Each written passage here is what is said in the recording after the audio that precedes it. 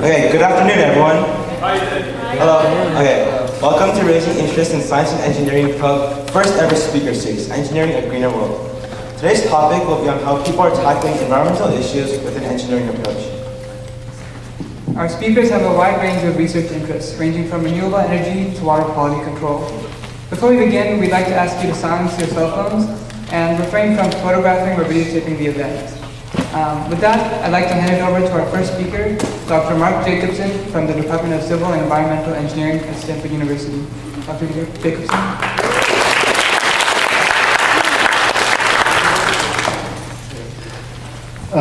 Thank you very much for that introduction. So I'm going to talk about changing the energy infrastructure of cities, states, towns, countries, and the world, in fact, to clean renewable energy. So we've been working on energy plans to change the energy to clean renewable energy, mainly for three reasons.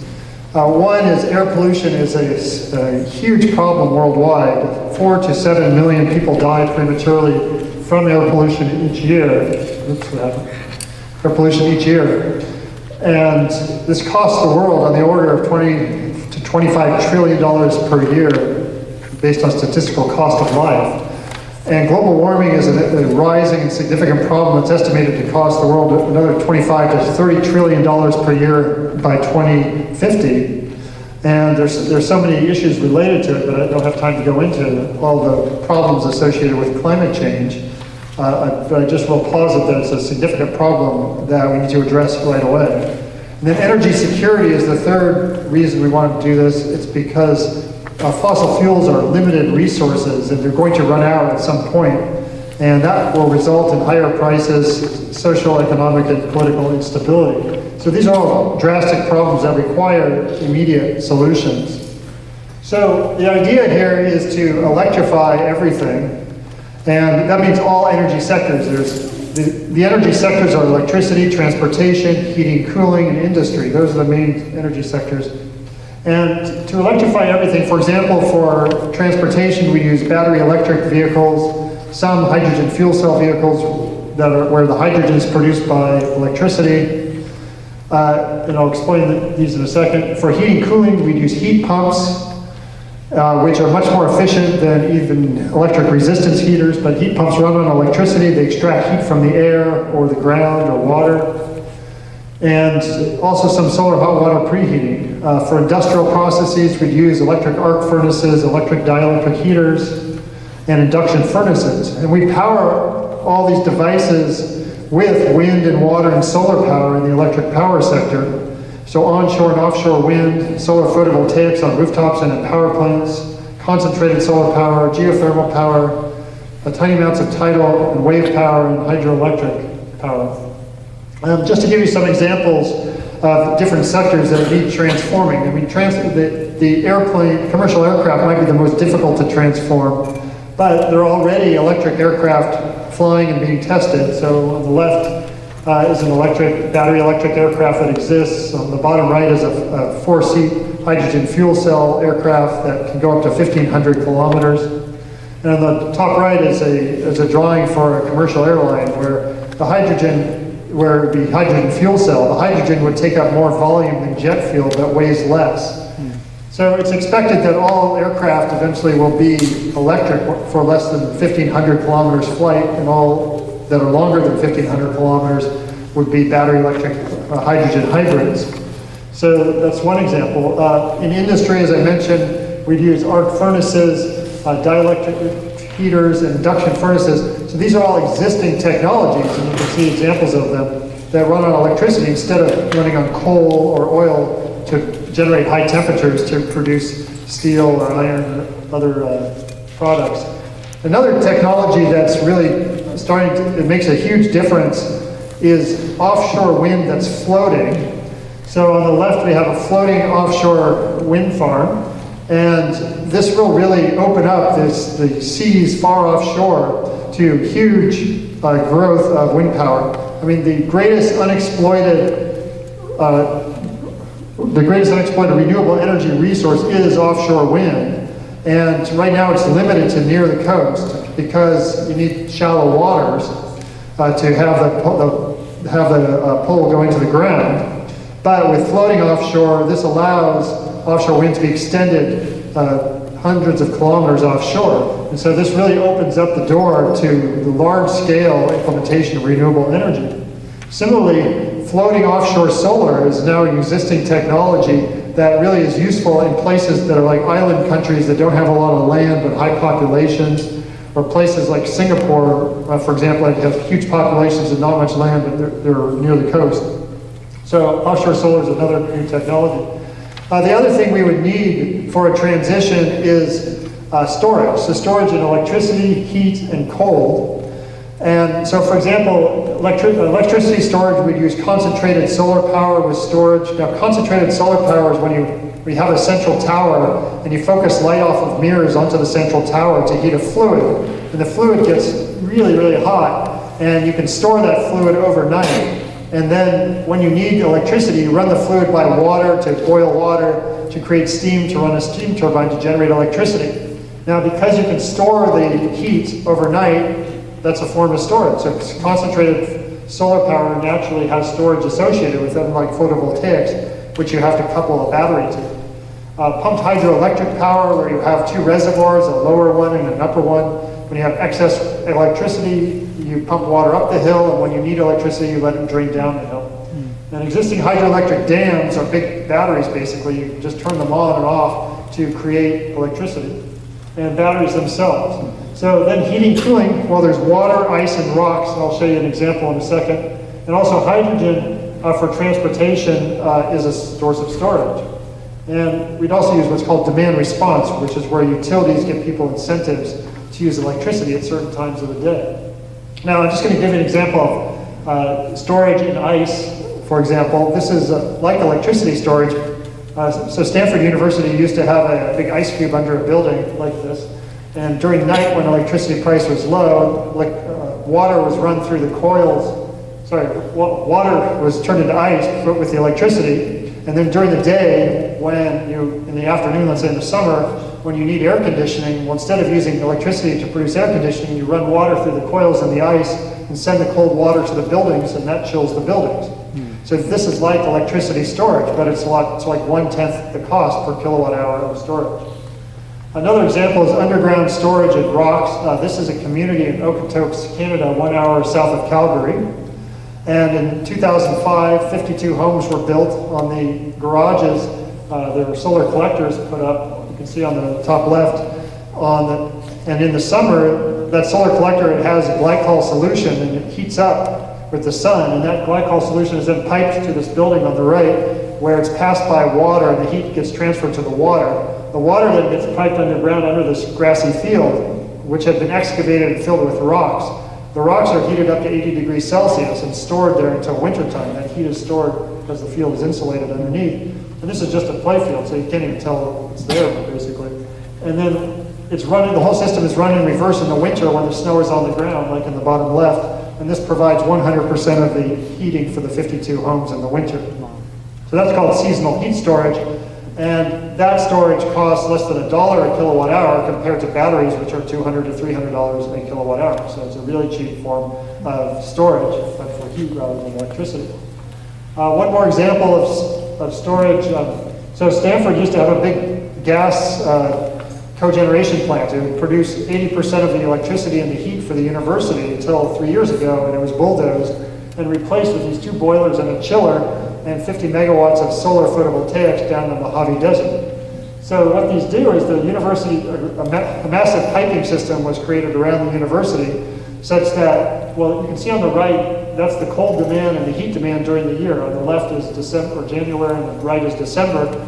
So in the winter time, there's more heat demand, which is the red. In the summer, there's more cold demand, which is the blue. But every time you create cold, you release heat, and when you create heat, you release cold. So before, it was just wasted, but now it's captured and piped back to these boilers in the chiller to be stored, and then moved around the university, because you can see at any given time, some parts of the university need cold, some parts need hot. So if you actually just capture the waste heat and the waste cold and pipe it around, you can actually save a huge amount of energy. So that's what the university did, and has eliminated 80% of its carbon footprint just by getting rid of the gas plant and replace it with replacing it with boilers or chillers and some solar. Okay, so I'm going to just talk about home. So I actually built a new home, moved in last year, and so I want to just show you that there's no gas on the property. It's all solar, batteries, and heat pumps, and so I just want to show you an example because pretty much anybody can do it, and it's low cost. Especially, well, there's an upfront cost, but it pays itself off over like 5 years. There's no more fuel cost, so I'll never have another gas bill, another electric bill, or even a gasoline bill the rest of my life, hopefully. Because of this, in fact, I get paid by the utility for all the extra solar that's being produced. So just to give you an example, on the left here is a air source heat pump water heater, and instead of your gas heater or even an electric resistance heater, which just creates heat, this device actually takes heat out of that room and moves it to the water, and it uses 1/4 the energy because it's moving heat. It's not producing heat. And because of that, it takes 1/4 the energy, it costs 1/4 the energy bill, but it runs on electricity, and electricity is provided by solar on the roof. On the right is an air source heat pump, air conditioner and heater. And this is similar. It extracts the heat not from the room, or the cold, not from the room, but from outside. So what it does is, let's say your room is hot and you want to cool it down. So there's a copper pipe that has coolant in it that goes to the outside. The copper pipe, well, if there's a fan in this, on the right, in that device, there's a fan that takes the hot air from the room, blows it over the coolant, and the coolant soaks up the heat from the hot air and sends it to the outside, and the remaining air, after it goes over the pipe, is cool. It's cold, so it's an air conditioner. The heat is transferred by the fluid to the outside, where it's expelled to the air. Same thing happens when you want to heat the room.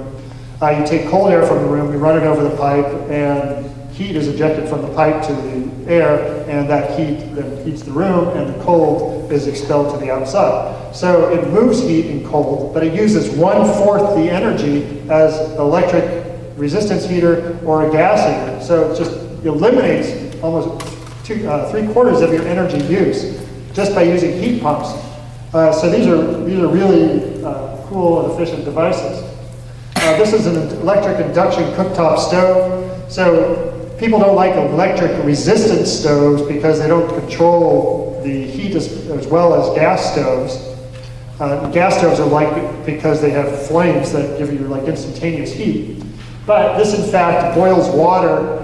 This boils water half the time as a gas stove, and you can then touch it and it won't even feel hot. And the reason is because it doesn't actually heat the stove.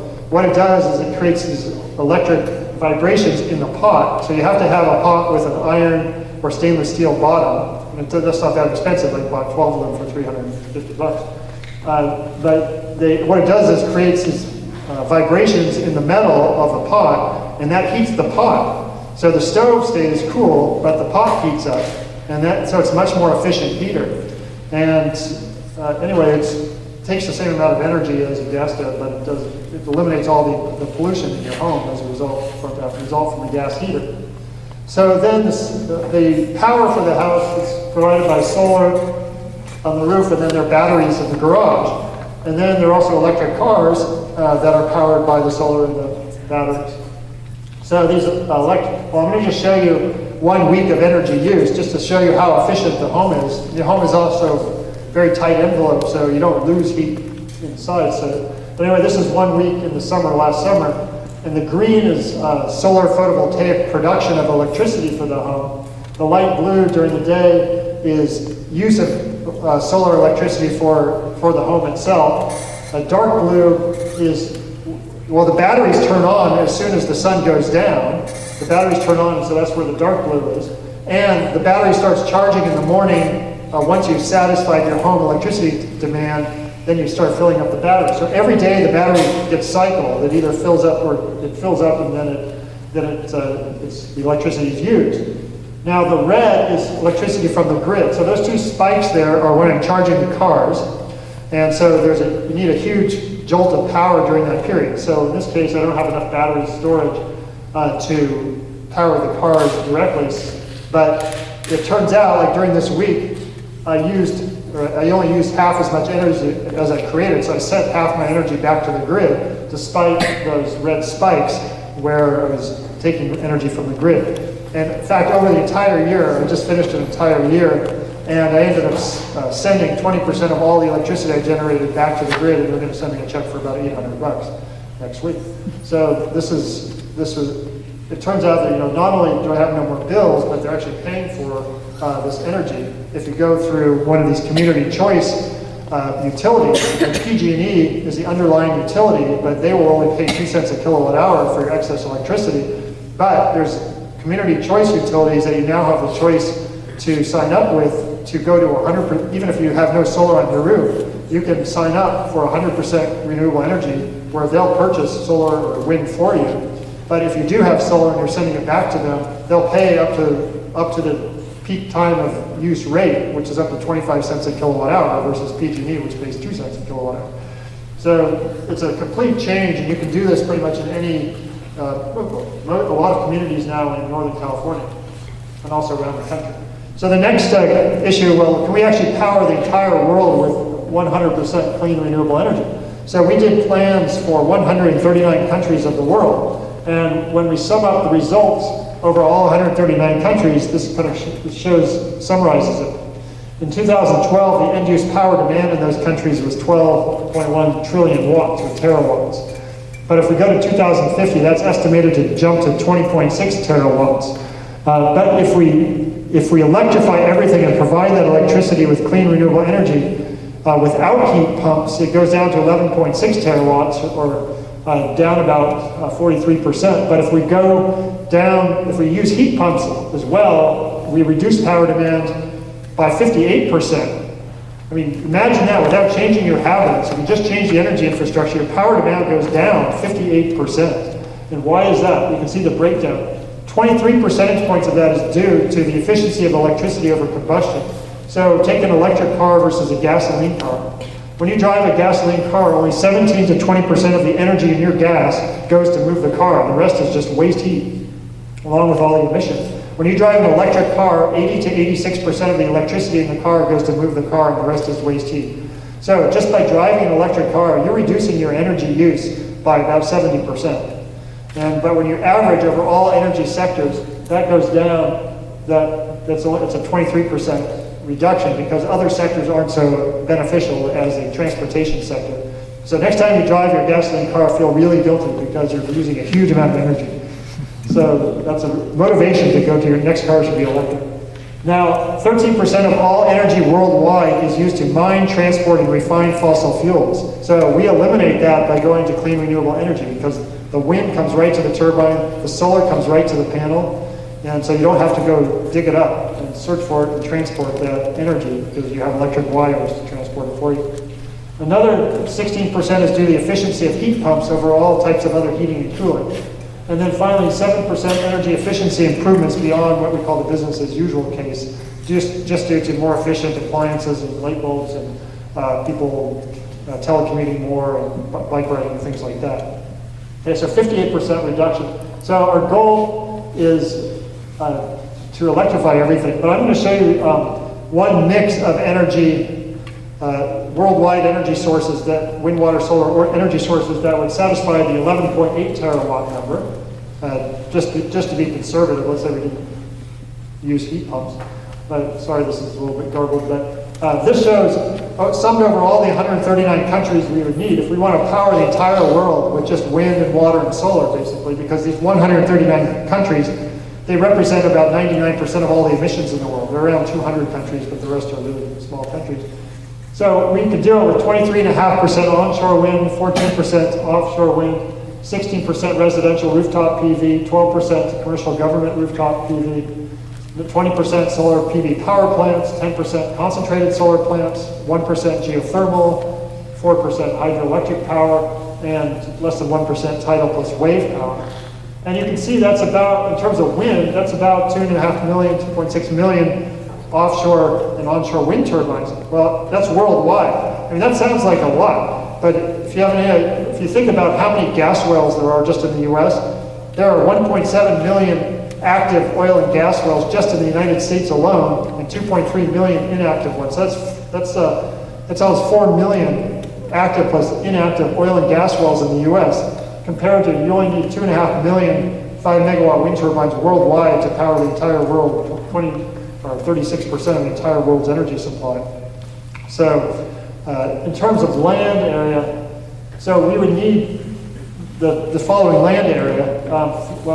So the red circle in the middle is kind of represents world land area. And we would not need new land for hydro because there's no new hydro in our plans. We just use existing hydro. Geothermal takes a tiny amount. Rooftop solar photovoltaics does not take up new land. It's all rooftop. So it's just onshore wind, which is about 0.92% of the world's land area. But that's mostly open space between wind turbines that you can use for farmland or rangeland or cropland or open space. And then another 0.22% for utility scale, concentrated solar power, and photovoltaics at the utility scale. So that's 0.22%. So that sums to 1.14% of the world's land for energy to replace the entire fossil fuel and uranium energy supply for everything, for all purposes. And again, compare that in the US, 1 to 2% of the entire United States land area is used just for oil and gas mining. And if you count the well pads, the roads, the storage facilities. So this is not, relatively, it's not a lot of land area. Okay, so, this is really garbage, sorry. So we did grid stability. The question is, can you keep the lights on with just wind, water, and solar? Because the wind does not always blow, the sun doesn't always shine. So this is the biggest criticism faced by wind and solar is that they're intermittent. And so we actually did studies. We broke up the world into 20 world regions with these 139 countries. And for each of these regions, we did a grid stability analysis with 3 different storage scenarios. And since this is too confusing to actually explain each scenario, I'll just mention that, well, you can see on the left the different types of storage we included batteries, concentrated solar power storage, heat and cold storage, and ice and rocks, and also water and heat pumps. We also looked at pump hydro storage. In one case, we added additional hydropower turbines to existing dams to increase the peak discharge rate. We also had hydrogen for transportation. So I'm going to show you results from one of these scenarios for all the world regions. And so this is first of all for North America, which was US plus Canada, assuming the grid, there was one big grid for the entire North America, or at least US plus Canada. And this shows 30 days of simulation. So we ran simulations for 5 years, every 30 seconds. And I used a climate model to predict the winds and solar fields every 30 seconds for 5 years everywhere in North America. And we used that information to generate the solar and wind supply of energy every 30 seconds. Then we had estimates of demand for energy. And the key is to try to match demand with supply every 30 seconds for 5 years with no loss of load. But that requires, because the wind is not, let's say sometimes the wind doesn't blow and the sun doesn't shine, you have nothing, but you still have electricity demand. Well, if you had no storage, then that would mean the grid would fail. So we couldn't fail, so we had to have some storage. So we added storage in amounts that would keep the grid stable. And the result shown here shows, this the red is energy supply, the blue is demand plus changes in storage plus losses plus shedding of excess energy. And they matched every 30 seconds for 30 days here. But in fact, they matched every 30 seconds for 5 years in North America and at low cost. So I'm just going to show you, I'm going to flip through a bunch of these different world regions. This is North America. This is Central America. We have the same result. Cuba, so this is an island country. Haiti, Dominican Republic, another island. This is Jamaica, yeah, sorry. I'm not a bad angle. South America, so South America, New Zealand, Australia, Southeast Asia, Philippines, Korea, Japan, South Korea, Japan, Taiwan, Mongolia, China, North Korea, Hong Kong, Georgia, Russia, India, Nepal, Sri Lanka, Central Asia, and Middle East, and Europe, Iceland, and Africa. So these are all 139 countries broken into 20 world regions, and we were able to keep the grid stable. Now you might ask, well, at what cost? And so this summarizes the cost of energy. First, if we can, well, let's compare with the fossil fuel cost of energy to keep the grid stable in the electric power sector today, but march forward to 2050. The fossil fuel cost of energy is about 9.8 cents a kilowatt hour in 2050. That brought back to today's dollars. The health cost of fossil fuels is around 12.7 cents a kilowatt hour. And the climate cost is around 15.8 cents a kilowatt hour in 2050. So there's a total of 38 cents a kilowatt hour for the cost of fossil fuel electricity. Now, wind, water, solar replacing the business as usual electricity sector, fossil fuel electricity is 9.7 cents a kilowatt hour with no health, no climate costs. So it's 1/4 the social cost. The health plus climate plus energy cost is called the social cost. And so there's no health or climate cost with wind, water, solar. So the social cost of wind, water, solar is 1/4 that of fossil fuels. However, if you look on the bottom, it says we're using 50% of the energy for wind, water, solar than fossil fuels. So we're using half the energy, and the cost per kilowatt hour is 1/4. So we're actually the total cost is 1/8 for wind, water, solar to a consumer versus for fossil fuels. So it's an incredible reduction of cost to go to clean renewable energy from both a social cost point of view and a direct energy cost point of view. Okay, so let's look at some more interesting things. So next question is, well, do people want to transition, and what's the status of these energy plans? Because we've actually, we put out our first energy plan in 2009 in Scientific American, and since then we built plans for all 50 United States, the 139 countries, and now we just finished 53 town and city plans. So this has had an amazing effect, and I mean, it's really started an entire movement that's incredible. This is a survey of 26,000 people in 13 countries that was taken last November. And the survey says that 82% of the people in the world want 100% clean renewable energy. And that's much more than even people believe in climate change. Only 66% of the people, unfortunately, believe in that climate change is a global challenge. So, but maybe it doesn't matter, because if you believe in clean renewable energy, that's the solution. So if we can solve the problem, and if you don't even believe in the problem, that's fine.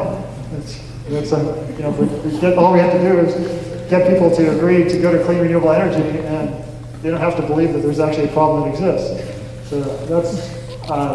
So anyway, that's encouraging news that people like the solution, even though they don't necessarily believe in the motivation for solving the problem. But what's the reason people like renewable energy? Well, some of them, 69% say renewables make countries more energy independent, and 73% say renewables will boost economic growth. So there's more reasons to believe in renewable energy than just because it solves a climate problem. Although it's definitely, climate problem is a serious problem. It's much worse than most people actually think. But anyway, we're trying to solve this problem. So here's another opinion poll that has very similar results. This was just for the United States in 7 states, and the top summarizes the result. Well, the question was, do you support or oppose powering all energy in the U.S. entirely by clean renewable energy, basically? So it's asking if you want 100%. 64% strongly supported that, 19% somewhat supported it, and only 16% opposed it. So really, 64 plus 19, that's 83% strongly or somewhat supported 100% clean renewable energy across the United States, or at least in these 7 states. And there was some variation in state, but it was pretty consistent. Now, what has actually been done? There are actually 5 laws and resolutions that have been proposed in the United States Congress to go to 100% clean renewable energy. Start with House Resolution 540, has 60 co-sponsors. It says the United States should support a transition to 100% clean renewable energy. There's Senate Resolution 632, there's Senate Bill S 987, There's House Bill 3314. There's also one more House bill that was introduced this year. So there are literally 5 bills or resolutions in Congress pending to be voted on for the United States to go to 100% clean renewable energy. Now, at the state level, there's even more going on. New York already has a 50% law in the electric power sector by 2030. California has a 50% law by 2030 and has one that's been proposed to go to 100% SB 100. Washington State has a 100% carbon-free electricity bill that's being voted on this year. Hawaii already has a law to go to 100% by 2045. Massachusetts has a proposed law to go to 100% in all energy sectors by 2050. And there are actually 3 other states that have proposed laws as well. There are now over 60 cities and towns across the United States that have committed to go to 100% clean renewable energy. And these include big towns and small towns. So there's Atlanta, Georgia, St. Louis, Missouri, Madison, Wisconsin, Portland, Oregon, San Francisco, San Diego.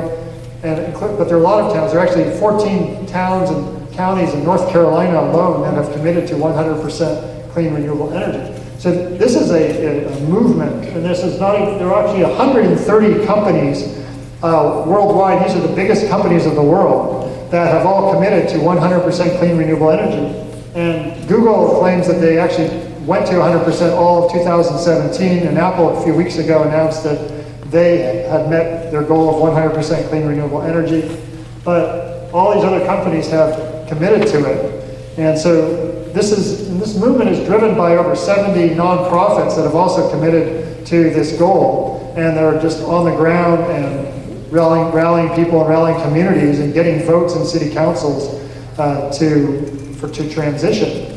So there's really a lot to be hopeful for, although there's a huge there are huge obstacles in the way. So just to summarize, I didn't talk about jobs, but such a transition would create a net of 24 million jobs lost worldwide and 2 million in the United States. It would require only about 1.15% of the world's land area. We'd avoid 4 to 7 million air pollution deaths per year worldwide. We'd slow the reverse global warming. We can keep the grid stable with 100% clean renewable energy. The cost per kilowatt hour is slightly less of direct energy with wind, water, solar, but the social cost is 1/4 per kilowatt hour, and the actual cost to consumers is about 1/8. And then finally, transitioning to 100%, it's technically and economically feasible. There are social and political barriers that have to be overcome, but the solution does require collective willpower. It requires a community effort, a group effort. It's no one person is going to solve this problem on their own. And finally, if you're interested in more information, there's some slides that are similar to this website. There's the actual studies that we've done are all published, and they're at that website, the Roadmaps website and the Grid Studies website.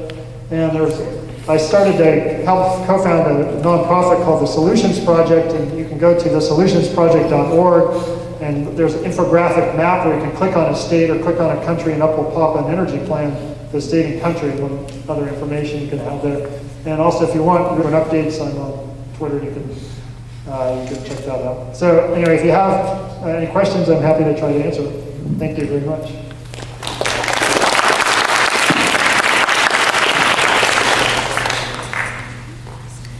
Yes. How can cities commit to 100% renewable energy if some of the infrastructure, they don't own PG&E or certain energy companies?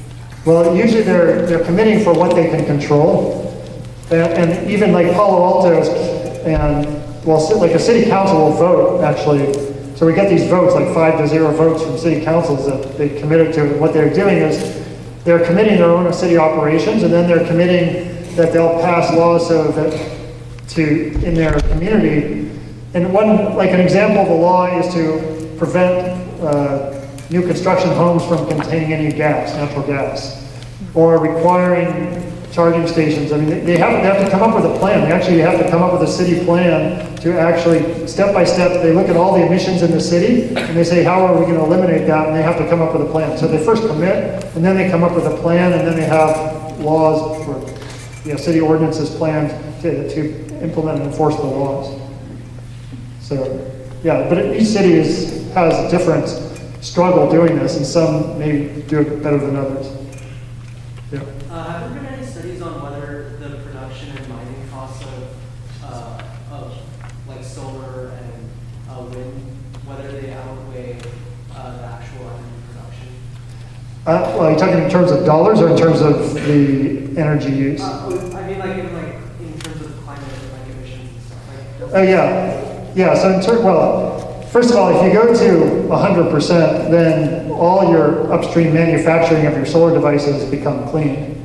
So it's only now where we have smaller penetration of solar that you do have energy emissions, fossil fuel emissions to produce the solar panels or the wind turbines. But in the limit, those all go away. But yeah, right now the payback time for solar is on, if it's in a sunny place, is on the order of 1 year. So if a solar panel is warranted for 30 years, you'll have to run for 1 year to pay back the emissions to produce the panel, which is pretty good. So that's like 96% carbon free. But wind is even better. It's like a payback time of 2 to 6 months. And so it can be like 98, 99% carbon free, even with today's grid.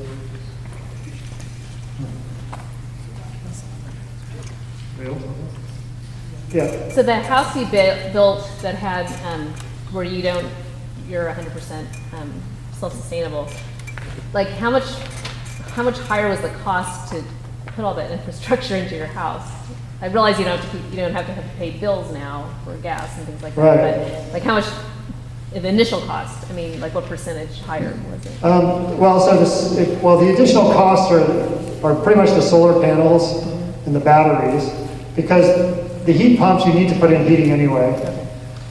I saved, by the way, by not having any gas on the property, I saved $7,000 in a PG&E hookup fee for gas. You might not realize this, and I didn't realize it until I actually went through this, that they will charge literally, because they have a gas line that goes to the edge of your property, and they have an electric line, and they charge for each between $5,000 and $7,000 just to hook it up to your property. And so I asked them, well, why do you do this? Well, they say, well, everybody in PG&E has to take a cut. So there's not a... So it's really, anyway, you save it, so if you don't have gas, you can save money right away, or you don't have to put in any pipes. And so for the heat pumps, you have to put in heating anyway. For a stove, you have to put that in anyway. For a water heater, you need to put that in anyway. So it's just the solar and the batteries pretty much.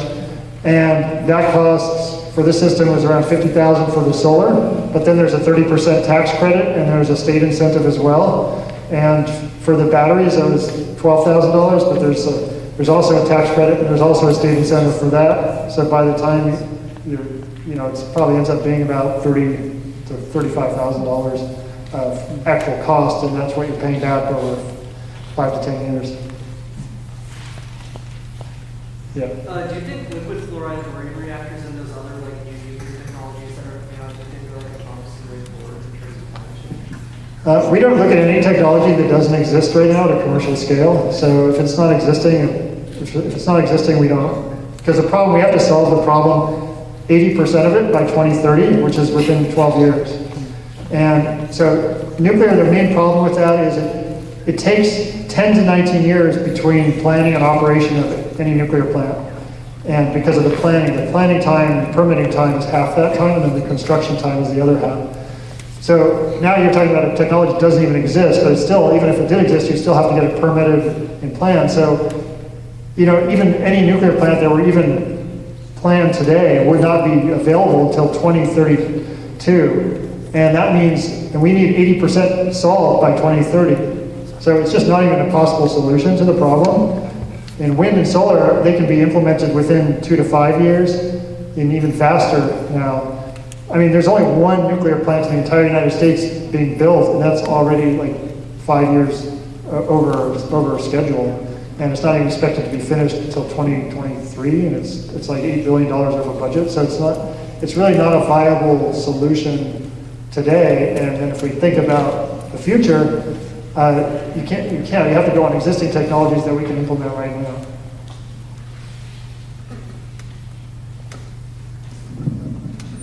Yeah.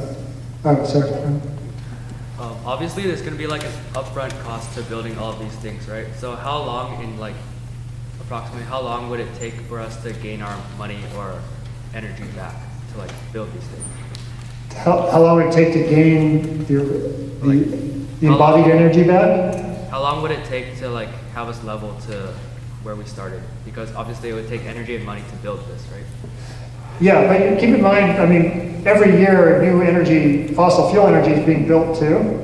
So if you think of every retired fossil fuel plant that naturally retires, we replace it with clean renewable energy. But then, so that would not require any new energy because you'd have to do that anyway. But we would want to retire the remaining fossil fuel plants faster. So that would require a short-term burst of energy. So we would have a short-term burst, but then, after about 10, 15 years, then it would go down to zero. So in terms of everything, first of all, as we electrify everything and provide clean renewable energy, everything that's being produced is being produced with clean renewable energy after that. So yeah, there is a short-term emissions bump, but you solve the problem after that. So yeah, it's not a perfect system, but it's the best I think we can do. Yeah, question?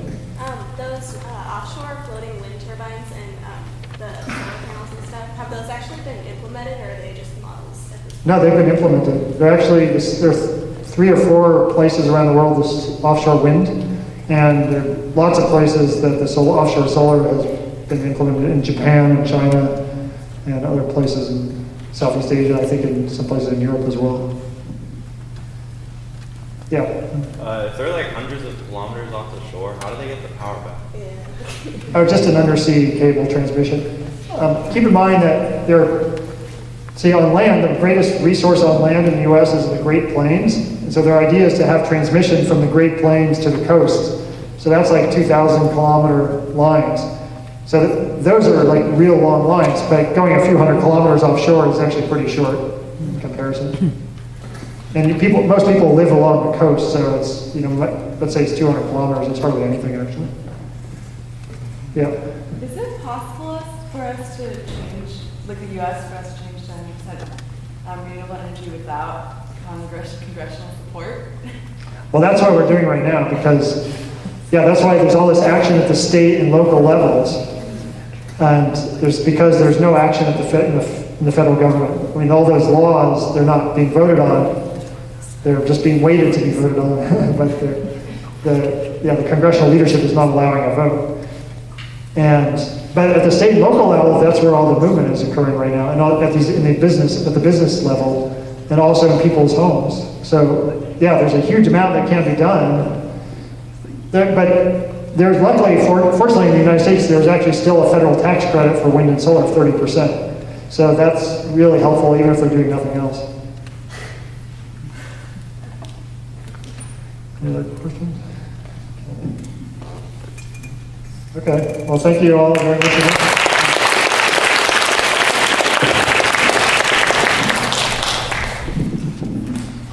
Thank you, Dr. Jacobson. Our next speaker is Dr. Tanya Nilsson from the Department of Civil Engineering at Santa Clara University. Please welcome Dr. Nilsson.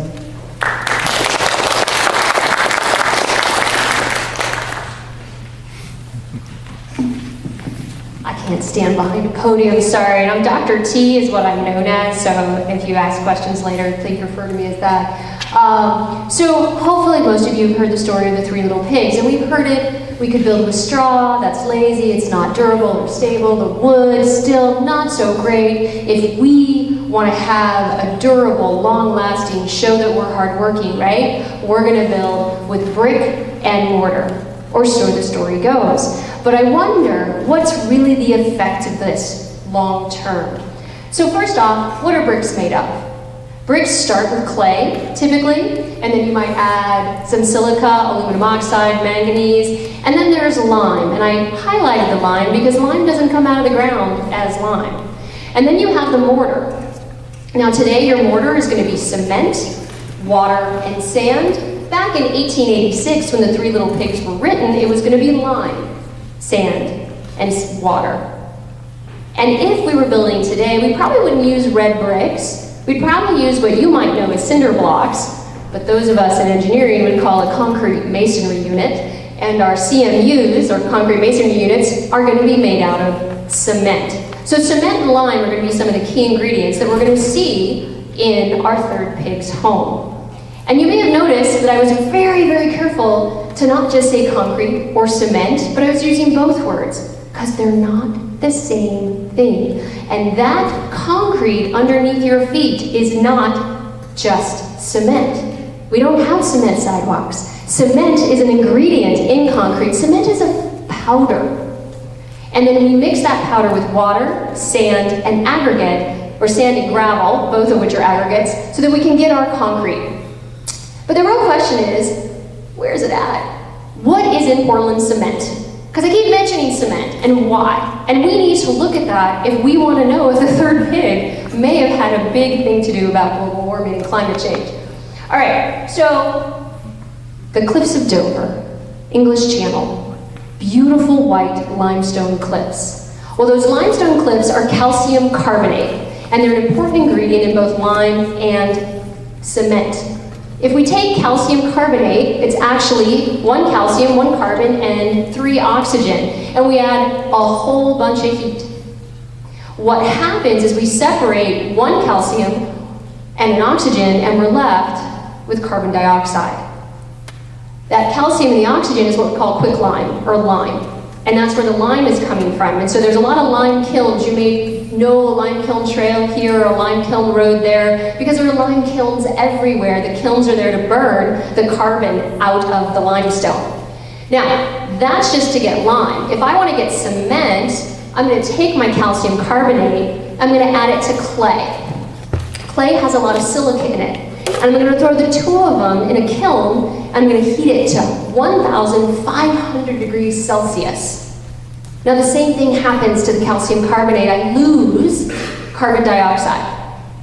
But the silica's in the clay, the calcium, and some oxygen all mixed, and I get calcium silicates. And they're tri or dicalciums, depending on how many calciums I have. But the di and tricalcium silicates join together to form something called clinker. It's a really high-tech name for some balls of stuff. And we take the clinker, we mix it with gypsum, the stuff that's in your drywall, we grind it all up, and you have cement. Why do we care? For every metric ton of clinker that we make, we release about 0.9 tons of CO2 into the atmosphere. It's almost a 1-to-1 ratio.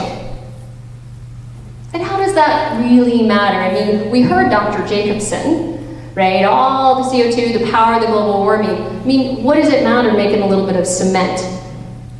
I'd like to show you the raw material consumption in the United States in the last 114 years.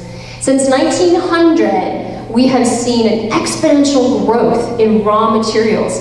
And notice what the largest materials are. Construction materials. And in fact, those construction materials, believe it or not, are just limited to sand and gravel, nothing else. Because sand and gravel are key ingredients into concrete, asphalt. They're the bases of roads, they're the bases of your AstroTurf sports fields. And then they're also your backfills and your levees behind your retaining walls. They're a key component to construction materials. Industrial minerals, which are the next largest growth, is where we find the lime and the clay and the other ingredients that go into cement. And in fact, if we look closely, we then see our metals, we see non-renewable organics. Non-renewable organics is actually petroleum-based products. Petroleum is carbon-based, that's why we get carbon when we burn it. So it is considered an organic, even though it doesn't feel like an organic. But you'll see that the only organics we have up there are paper and wood, and they're pretty far down on what we're using, and we're pretty constant on wood. Now you might say, Dr. T, come on, we've grown a lot since the 1900s. Is that exponential growth? In the last 50 some odd years, the world population has grown by about 228%. Our use of cement has grown by over 1,000% in the world.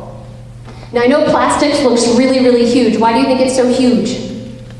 When do you think plastics became popular? About 1960. So it's not really fair to compare. They didn't have any before these numbers came out. All right, but that's a really big number. And the reason that becomes a concern is we're talking about that we can help global warming. We're talking about, say, using green power, which I absolutely agree with, can solve a lot of our issues. But I'm going to tell you there's one product, one material that by itself contributes 5 to 8% of all CO2 in the atmosphere every year, and that is cement. Half of it comes from making or burning out the CO2, actually removing the CO2, that calcinated CO2, but the other half actually comes from the fuel that fires the kilns. And right now, it's kind of hard to get the kilns hot enough in an efficient way to the 1,500 degrees Celsius. They're typically using fossil fuels. All right? So that's a problem. Wouldn't it be amazing if I could still have as strong of concrete, because concrete's important. It's the foundation of our buildings. It's durable. It lasts a long time. We like concrete for many good reasons. But if we could have it just as strong and use less cement, that'd be pretty cool. If we could use less cement and maybe get rid of some byproducts, some waste products that are out there, I don't know, like, we talked about these. Dr. Jacobson was talking about the furnaces that are used to make steel. Those are what the arc furnaces were that he was mentioning. But the sides of them get lined with something called slag, and they have to heat it up, and then they just dump this stuff out. It's just waste. It's blast furnace slag. What if I could use that? Or what about when I'm burning all this coal and I end up with fly ash? Fly ash is a byproduct of coal burning. Sometimes it gets put in containment ponds, and then the levees of those break, and it floods towns in the Appalachians. It gets into water table. It's some nasty stuff. But what about what's happening today in Hawaii? What do we do with all the volcanic ash? Could we take advantage of that and use it?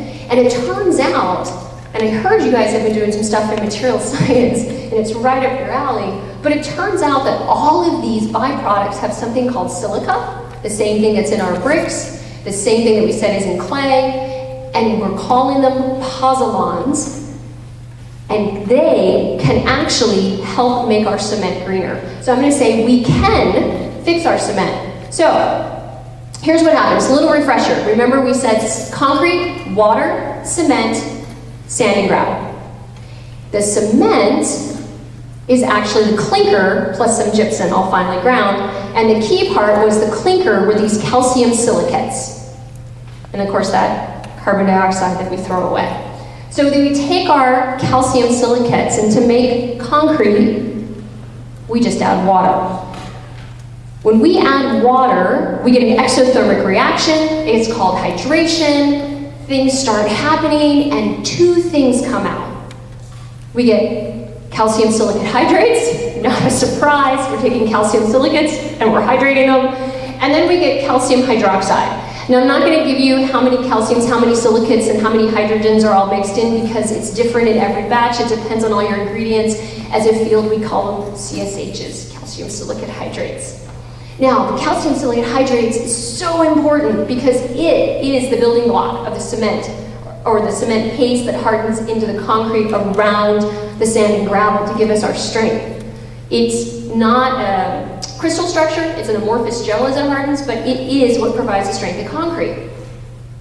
This calcium hydroxide, which the CaO kind of looks like lime, it's still lime, it's now hydrated lime, it's just a byproduct.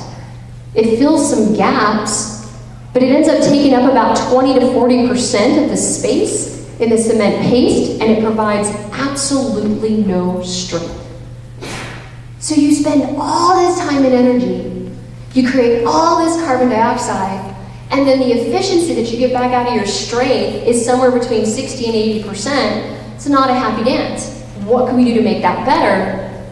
That's where these pozzolans come in. We can actually take these industrial waste products or volcanic ash, and if we add the pozzolans into our cement before we ever hydrate it, once the calcium hydroxide is formed and there's still water present, I think of it sort of like Pac-Man. The pozzolans go around like Pac-Man, eating up the calcium hydroxide, and they form more of our calcium silicate hydrates. They actually give us a stronger, more durable concrete.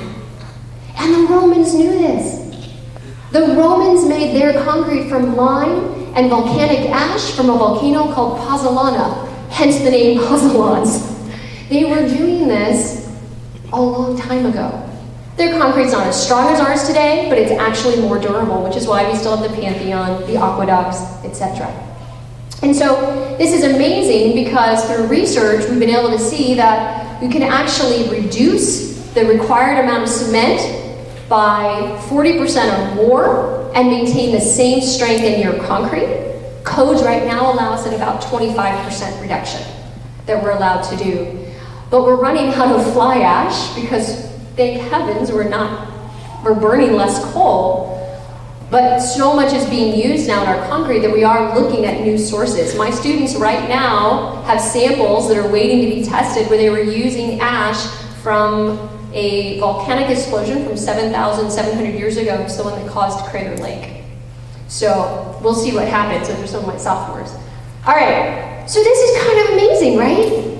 We could have greener concrete and we could have potentially 40% less CO2 emissions from this one product that's adding 5 to 8% of all worldwide global CO2. And we'd be all set. Construction materials are no longer a problem, right? Until we look at that plot again. And look at it closely. Everything on the upper part of that chart is non-renewable. So even when we look at solar panels and we look at the metals that go into those and we look at what we need to build the towers and the foundation supports, all of that is non-renewable. In fact, in the 1900s, 45% of the materials that were our raw materials were renewable. Today, 4. How is that sustainable? And when we look at building in the US, even building homes, what are we building out of all the time? So we want to think about that. I mean, because we do want things that are durable. We can't go to this, right? Who wants a house out of straw? What if it looked like that? Is that durable? It's been around since 1928. That's a church in Nebraska. That is built out of stacked straw bales. 1925 house, also in Nebraska, built out of stacked straw bales. That's a 1913 house, oldest house we know of baled construction. It's not built out of straw, it's built out of hay. Bad idea. Don't build out of hay. They're different. Hay is living. Hay is a grass that's been baled so you can feed something. Straw is leftover waste. When you take the wheat or you take the rice, it's the dead stalk. There's nothing living there. And the other thing we'd be doing if we didn't build with it, by stacking bales, we'd be burning it or letting it decompose, and guess what would happen to all that lovely carbon stored in the stalk? It would go back in the atmosphere. This way, we're actually saving it. So this is the Nebraska-style straw bale construction method. It was developed in Nebraska about 100 years ago. The reason we don't know of it earlier than that is there weren't baling machines, so we couldn't do straw bale. Had to have that happen. But what you do is you then, whoops, wrong direction. You then come in and you cover it with a plaster, either an earthen plaster, or if you need structural capacity, you just stucco it like you would a wood house with lath and plaster. Now, there's a lot of research happening at Santa Clara University on straw bale shear walls to see if we could actually use them in earthquake country. And so we try different wire meshes, we plaster them, we put them in our big multi-degree of testing frame, and then we look at what happens.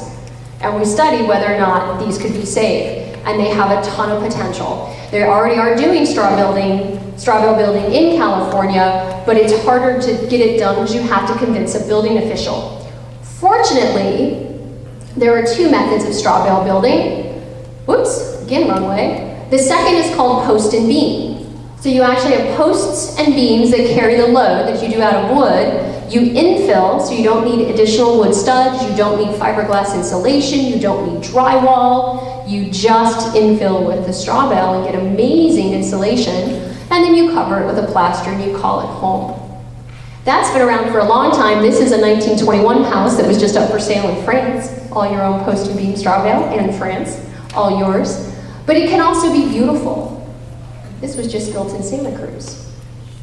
And post and beam straw bale is now legal in the state of California. It is in the California Residential Code, partly due to work that was done at Santa Clara University. Now who who's willing to live in straw? Right on! It's much better than you might think. But you know, I don't want to leave out the middle pig. The middle pig's building with wood. I like wood. The USDA, the US Department of Agriculture, says that wood is the most sustainable, the greenest of construction materials in the US, but of course they're only referring to our conventional materials of concrete, steel, or timber.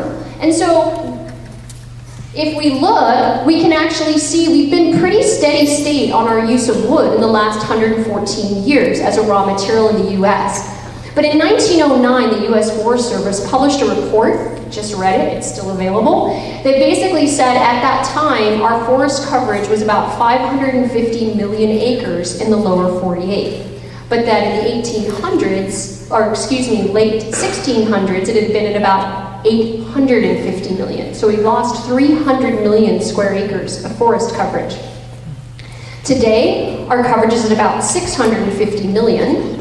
So that's good. We've increased by 100 million. And we've been able to do that while still building with a lot of wood framing. Problem is that 100 million is coming from managed forests. And managed forests are good. We plant, we build, we cut, we're not deforesting, right? We're not cutting down old growth in other locations, but we're using very young wood. And you can actually see these 4x4 posts, which means they're only 3.5 by 3.5 inches, so they're not very large posts, and you can see on the inside on some of these, the stuff that is the pinker color is the middle heartwood. It's the oldest growth of the tree, and then you can see the sapwood on the outside, and you can actually tell looking at those that these trees were probably no more than 10 inches in diameter when they were cut. Those are young trees. Maybe, I say young, that's 30 to 50 years of required growth to get to that. That is not high quality wood, and wood today, the strength of the expected woods that we have available to us are decreasing. It's a concern in the lumber industry. We're not getting as strong of woods because we have to cut them down younger. We also don't sequester as much carbon in a younger tree as we do an older tree. But no one's gonna wait 100 years for a good quality tree. That's not how you make money, right? But what else could we use? I mean, it was hard to build with wood. It's organic. How do we know the quality? We figured out a way to grade it, to say this has more knots, that has less, it'll be this strong. How do you put together round objects? We did it in log homes. We then figured out that we could mill it and connect it together. Why not try other organics? Bamboo building's been around for thousands of years. You can make beautiful structures out of bamboo. High-tech, oops. Picture's completely gone, so we'll look at some cool bamboo connections. So you can attach it together. Folks, bamboo is a grass. I can plant structural bamboo, and in 6 years I can cut it and use it, and it'll grow back, and after that I can just keep cutting it every 4 years so that I can build some beautiful, cool bamboo homes. We're doing research also at Santa Clara and even making bamboo shapes that match common timber shapes so it's easy to transition into the timber industry and make it easier on our builders.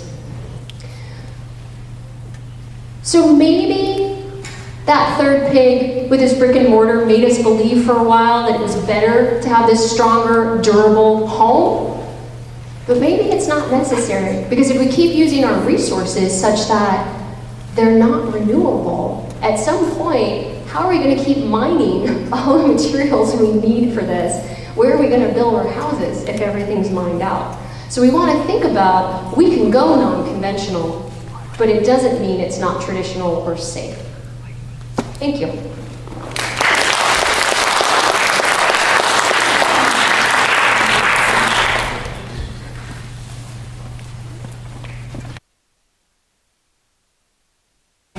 Two materials, but would we, like, if we wanted to make like this building, right, or like a skyscraper, would you have to rely on the solar? So that's a really good question. So there's actually a 5-story straw bale in Germany. I had a picture of a really beautiful 2-story straw bale in Canada that's in a condo that was I just was trying to cut the slides down short, but right now, if we're talking high rises, you need steels, you need concrete. But the thing about those is they have a smaller environmental footprint because it's a much high density usage of it than a single family home. So when we start comparing, right, the usage of it, you can start to sort of change things out, and hopefully they also have a longer lifespan. Residential homes are usually torn down in less than 50 years, which is kind of a bummer. Not because they're not still serviceable, but rather because somebody wants bigger, better, whatever. So at this point, in fact, even timber, the first timber skyscraper has been planned and is hopefully going to be built in Europe, but those aren't materials that typically lend themselves to larger high rises, so that is an issue. I don't know if you're aware of this, but we do have new materials coming online. So the entire roof of the theater at Apple, at the, I call it the mothership, at their new campus, the entire it spans a significantly larger space than this, and there's no cross beams, there's no additional supports, it's carbon fiber. And it was built in 5 sections, shipped here from Dubai, that's not very green, assembled on site, lifted with one crane and put into place, and it's incredibly thin for the spans, because the longer the span, the deeper members you need, but they're actually going to make it very thin. And so there are new technologies coming along for larger structures. It's a great question. You mentioned that we could harvest volcano ash or waste products. How are we going to do that in large quantities? Like, are we going to put it... So, well, for example, the fly ash, actually there's 2 classes, Class F and Class C. Primarily West Coast is Class F, East Coast is Class C, and it's because it's a byproduct from the companies. If we actually say, we'll buy that from you and you don't have to deal with the waste, oh, they will collect it and sell it to us. Same with the blast furnace slag. If they actually, as it comes out of those molten, if they immediately quench it in water, it turns into granules that they can then grind, and they will sell it, and that makes them super, super happy. As far as the volcanic ash, what's happening right now, even in Texas, the Department of Transportation in Texas, unfortunately, you have to go and mine it just like you would your sand or gravel. But they're actually testing, because fly ash is coming harder to come by as we're trying to get greener. They've been basically looking for deposits from known volcanic eruptions to collect that. Have these developments in clean concrete, like the integrated with the sort of pervious porous concrete? Absolutely, and our next speaker, Dr. Doyle, will be mentioning pervious concrete, but not necessarily mixed. Yeah, absolutely. The only drawback at this point right now to any of these pozzolanic is it takes a little bit longer to gain your high strengths, but in the end you end up with more strength, so you have to figure out how do you stage your construction, or do you add accelerants, which will speed up initial strength gain, because you have to have the calcium hydroxide there for the pozzolans to then react with. So it's a slightly slower strength gain, but you end up with an actual better, more durable material in the end, and it can be used in any other form that concrete's used. And in fact, in some that regular can't, because regular isn't durable enough, so for chemical attack. But I'll end there, because I want to help keep on time, so thank you all very much. Dr. Laura Doyle, also from the Department of Civil Engineering at Santa Clara University. Could we get a round of applause for Dr. Doyle?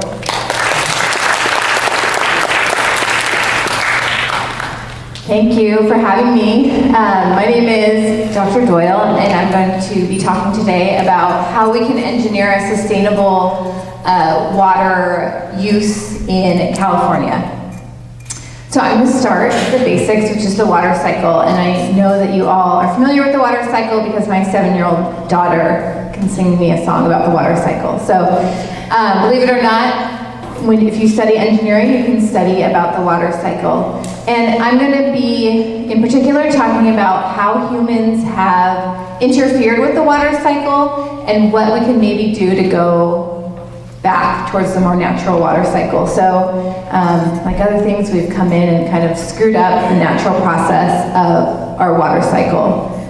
So there's 2 different aspects of human intervention or disruption that I'm going to talk about, and the first is population growth and the water cycle. So this is a picture of what Silicon Valley used to look like. It used to be called the Valley of Heart's Delight. It was a big agriculture area, lots of orchards and farms, very fertile land, lots of dirt, open space. And so if it rained on this historic valley, I'm going to show you what would happen. So this is, oh, my colors are messed up. Imagine that's green. So this is a representation of the biggest watershed in the San Jose area. It's the Guadalupe River watershed. The outlet, which is at the top in the north, is into the San Francisco Bay, the very south of the San Francisco Bay. And this watershed includes Los Gatos Creek, some reservoirs, so I think we're in the Guadalupe River watershed right now, probably. Maybe, I'm not sure.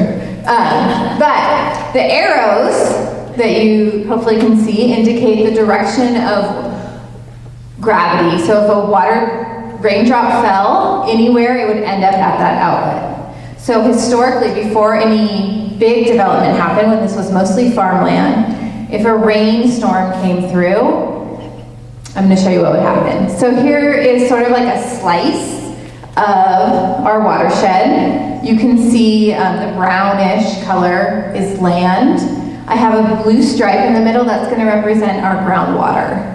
And then in the middle, there's our blue stream. So if it rains in this type of landscape, we are going to get some runoff. So some of that rain is going to end up in the stream. The amount of rain that's going to end up on the stream, in the stream, is going to depend on how fast that rain is falling and the condition of the soil. So after a few years of drought, which has always happened here in the valley, more of the water would run off because the soil gets a little hard on top.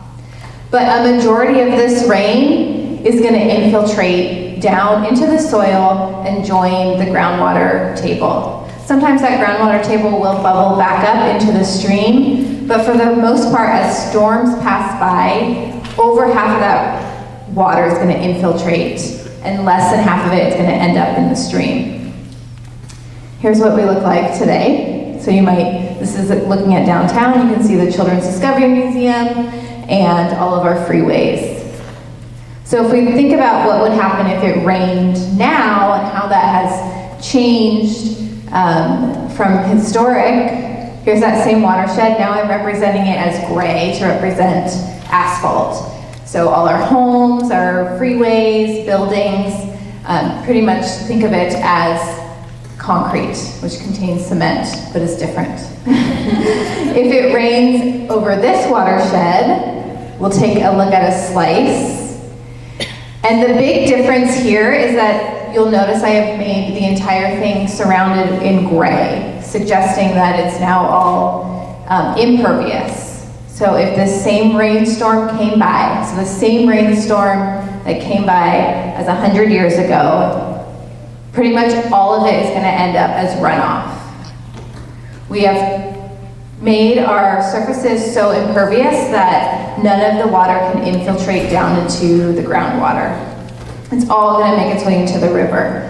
I've tried to make the river look a little bit bigger because more water is getting into that stream. So why do we care about this? I'm going to show you what's called a hydrograph, and this is going to graph time on the x-axis and flow rate, which is a volume of water that passes by a certain point per unit of time. And I'm going to say we're looking at the outlet, so the red dot there on my watershed. So historically, before development or before current development, so when it was farms, which is its own kind of development, you would have a background level of water in the stream. A storm might come by. You're going to increase the volume of water, your flow rate passing through the outlet, and then it's going to come back down. But now, what's happened as we have urbanized and increased significantly our impervious surfaces is that we have increased significantly the peak flow, and the time to that peak flow is much faster. So more water is coming into the streams, and that water is moving much more quickly down our stream systems. So population growth and the water cycle. Just by urbanizing our watershed, we decrease infiltration, which is decreasing the amount of water getting into the groundwater table. We have a higher peak in the stream, and the time to that peak has also shortened. So that's one aspect of how humans have interfered with the water cycle. The second one I want to talk about is just climate change in general. So as we have increased the temperatures and changed our climate, we have impacted the water cycle. And so the way that we look at this is by using global circulation models, some GCMs, global climate or circulation models, as they're called both. And what these are is just, we've taken the Earth and created a giant grid all around the Earth. And for each of those sort of rectangles shown, we model the movement of both air and water. And there are many GCMs used. There's by different agencies all around the world. And then what researchers do, like my colleague and I at Santa Clara University, we take the results from those GCMs and look at them more at a watershed scale. And these are what these GCMs do is just sort of make projections out about climate change, temperature increases, and how that impacts evaporation from the ocean and the movement of moisture in the atmosphere. So one of the things that my colleague Dr. Maurer and I have shown is that if we look at the average rain in the period from 1971 to 2000, so we have historic data on that information, and compare it to the average of 27 of these global circulation models, that where we live in Northern California, we're likely to see about a 10 to 15% increase in the total amount of precipitation each year. So climate change is going to increase the amount of rain that falls, most likely. We don't know for sure. So that's one piece of what global climate change is going to change about the water cycle.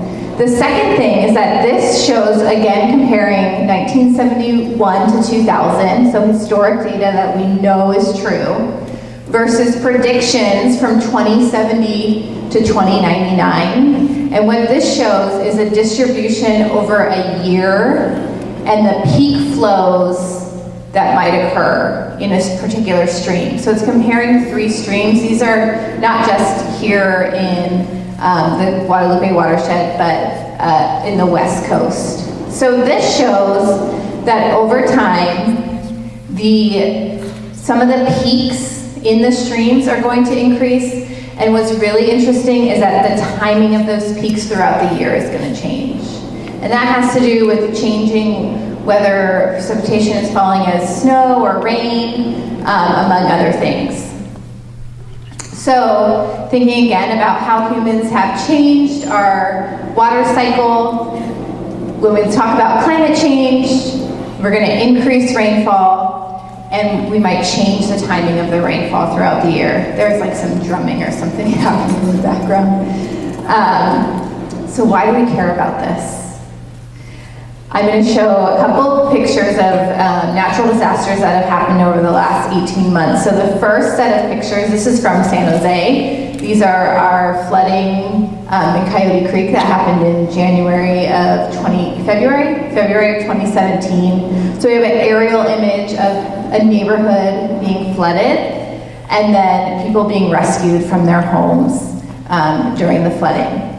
So this was a big rain event that we had over the course of a few weeks. The Anderson Reservoir kept filling. We had to try to empty it so it wouldn't spill. And then another storm came through.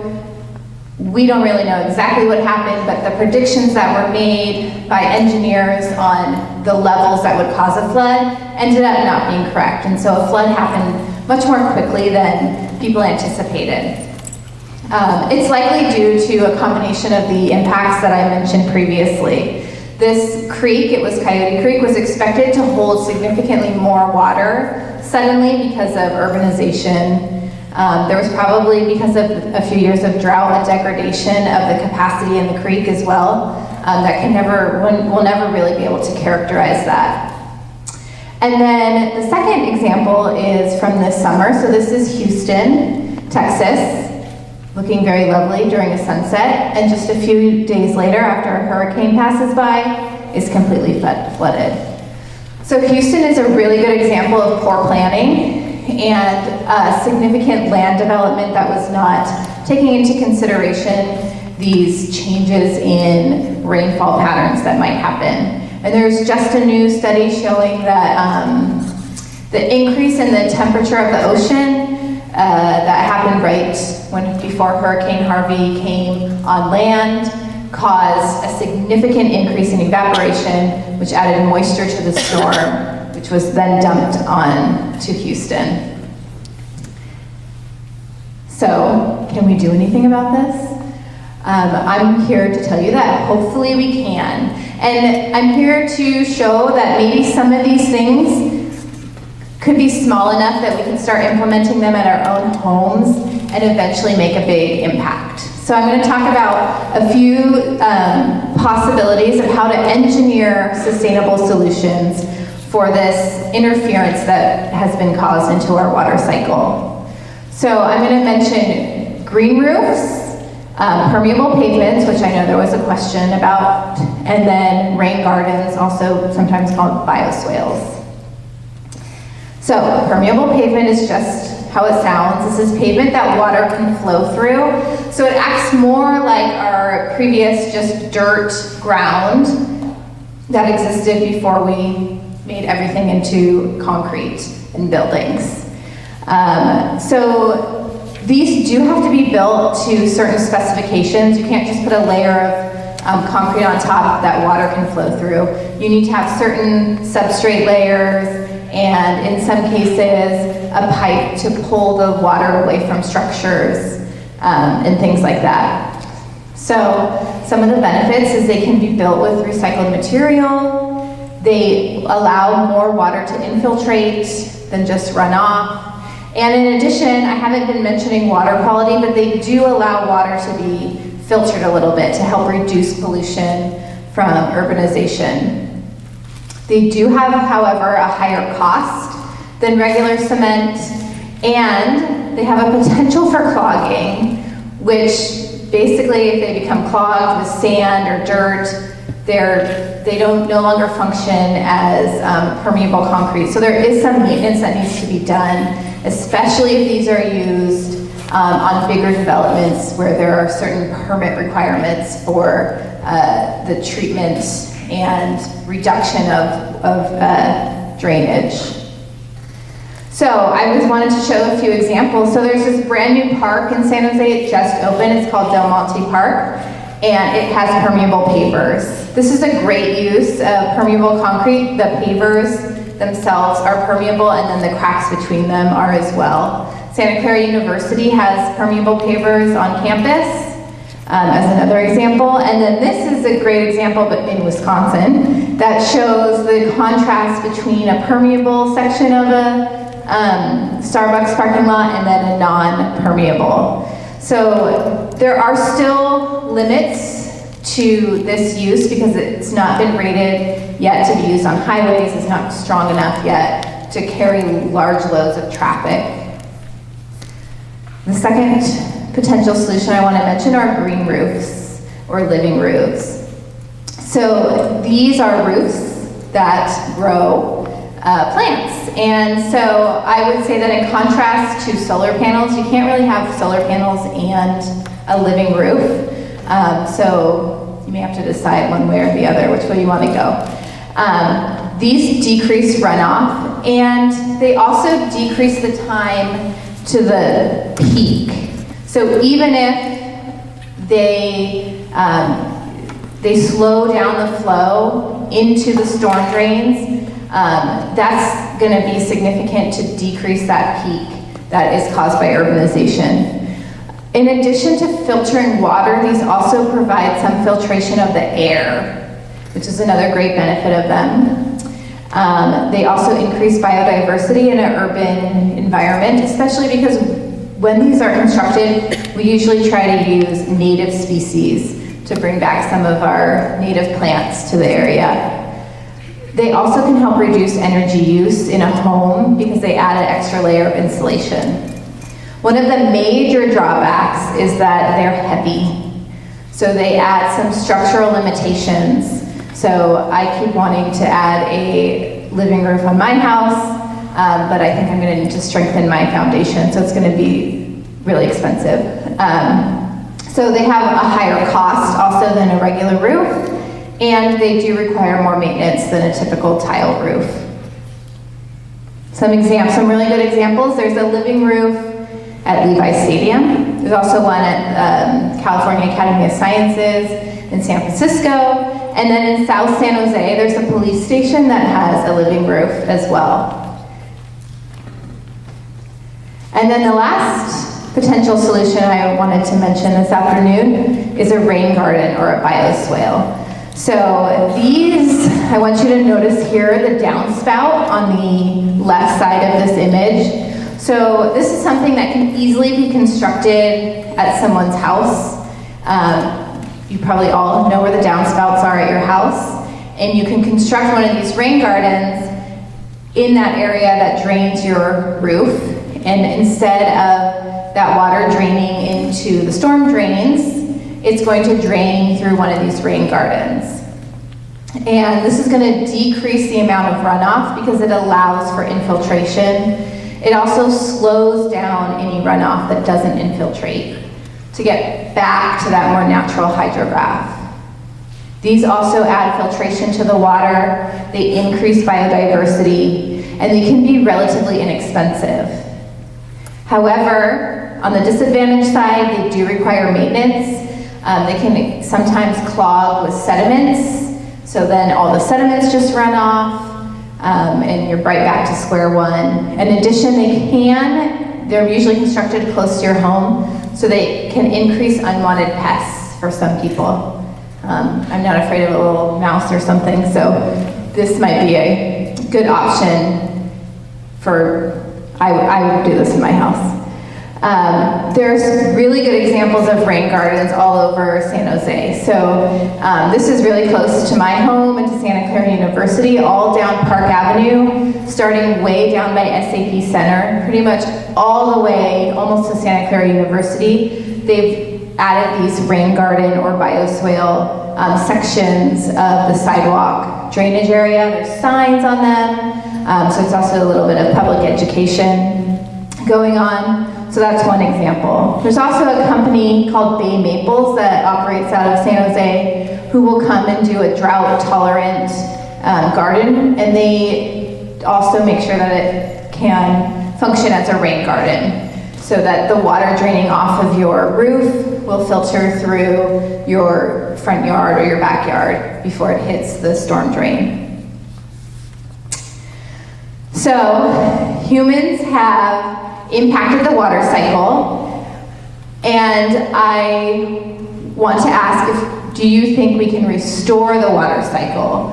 And this word restoration and restore has always sort of lived in this environmental engineering space, but in recent years we've come to realize that rather than thinking about it as restoration, rather than thinking about trying to get back to what was the natural water cycle, we are trying instead to rehabilitate the water cycle, to make it function more closely to what it was before we interfered too much, but we're never going to get it back to its natural state. And so engineers, environmental engineers, water resource engineers, can keep looking for these opportunities to rehabilitate the water cycle and increase infiltration, decrease runoff, and help to reduce the potential impacts of flooding as we move through even more urbanization and more impacts from climate change. And any questions?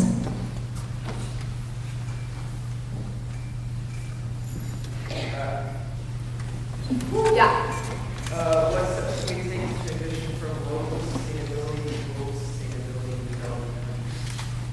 Oh, that's a fabulous question because I just got back from Africa about a month ago, where I was working on some of these issues, but I was not sure which way to take this talk, so I'm happy to hear that question. So man, in developing countries, there's so much work to be done on figuring out how to use water sustainably. So the project I just did in Africa was actually constructing a aquaponics system that runs on solar energy to help women be more food secure. So it's a system that has fish and plants, uses 90% less water. So the reliance on water is reduced because the system circulates, doesn't need external fertilizers, and the women in about 9 months can eat the fish and eat the vegetables. So that's just like one example of how we can move towards sustainability on a more global scale. But again, I'm all about the smaller projects that I think implemented over and over again will make a bigger impact than trying to do something bigger. Yeah. How can we prevent thermal expansion from degrading permeable pavements? Can you say that a little louder? How can we prevent thermal expansion from degrading permeable pavements? You guys ask good questions. What, did you like research all this stuff before we came? How can we, I honestly do not know the answer to that. Thermal expansion from reducing. Thermal or global? Thermal. Oh, thermal. How can we prevent thermal expansion from degrading permeable pavements? You're not, I mean, it's actually not a big, the thing is if concrete's gonna crack, it just does. It's part of what it does. It has thermal expansion and whatnot, and we would put rebar into regular just to keep it from cracking because the cracks make it look ugly. And permeable concrete, you don't care, right? You want it to have those spaces to void. As long as the cracks, typically your thermal cracks are small, they're small temperature cracks, they're not through thickness cracks, so it's not gonna cause a structural degradation of it. If it were a structural crack that you then had chunks breaking off, that would be a problem. That's really why you can't use it in freeways and that whatnot, is because you would be exposing all your rebar to then sulfates, acid attacks, different things on the roads, water that might rust. You'd have to use full-on epoxy-coated rebar, which they do use, but that's expensive. So we have those challenges. But temperature crack shouldn't be a big deal on a pavement. But it's a good question. But anyway, I do materials. She does one. Yeah. Does moving our agriculture from mostly land-based to hydroponics, what effect will that have on? Another good question, because the project I just did considered hydroponics and landed on aquaponics because hydroponics still uses more water than aquaponics and requires the external input of fertilizer. So there are aquaponic systems that do still use natural land. You can build the pond that holds the fish in the ground and still use, well, you don't use soil, but still use the ground as part of your cover. So if you do it smartly, I would hope very little impact. But as long as it's more the aquaponics that doesn't, in my opinion, require the external fertilizer.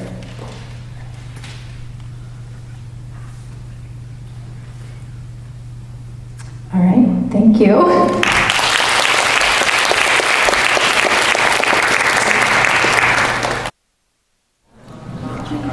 All right, welcome back, everyone. I'd like to introduce our next speaker, Dr. Criddle from Stanford University. Please welcome Dr. Criddle.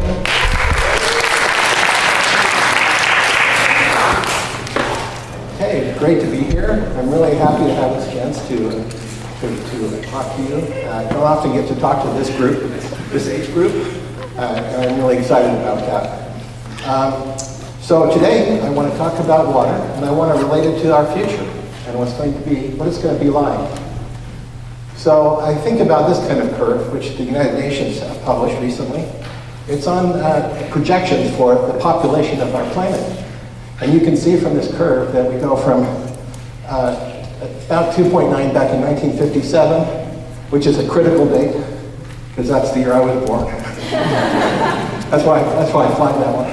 And then it goes more than doubles, and we get up to here, right? So in my brief lifetime, it's almost 2.5 times increase in the global population, okay? And then there's a projection forward here from when this study was done. And notice there's a date here at 2050, I'll come back to that later, and 2100, the end of the century. Okay? This is my grandson, my newest grandson. He was born last year in 2017. And I keep thinking about him all the time lately. What world will he grow up in? What will the water be like? What will the energy situation be like? How can we make it better for this little boy and for all the others like him, right? That's really what motivates me in being here and doing this kind of a talk, actually. So if we look at global freshwater, focus on that as one of the issues we want to address. Here's a plot that shows the projected increase in global water demand between 2000 and 2050. You can see this big jump here, and by 2050, the projected use of water is 5,500 cubic kilometers per year. That's the projection. You can see how it breaks out here. Notice a big increase in manufacturing, for water for manufacturing, and electricity. But 5,500 cubic kilometers per year. Keep that number in your head for a minute. Okay, so now we look at this next slide. This slide is, like we just heard about, Dr. Doyle, talking about the water cycle, the big water cycle here. And I'm trying to show it in the broadest sense possible. It's a solar-powered cycle, right? And there's 107,000 cubic kilometers of fresh water generated each year through this cycle. How much do we need by 2050?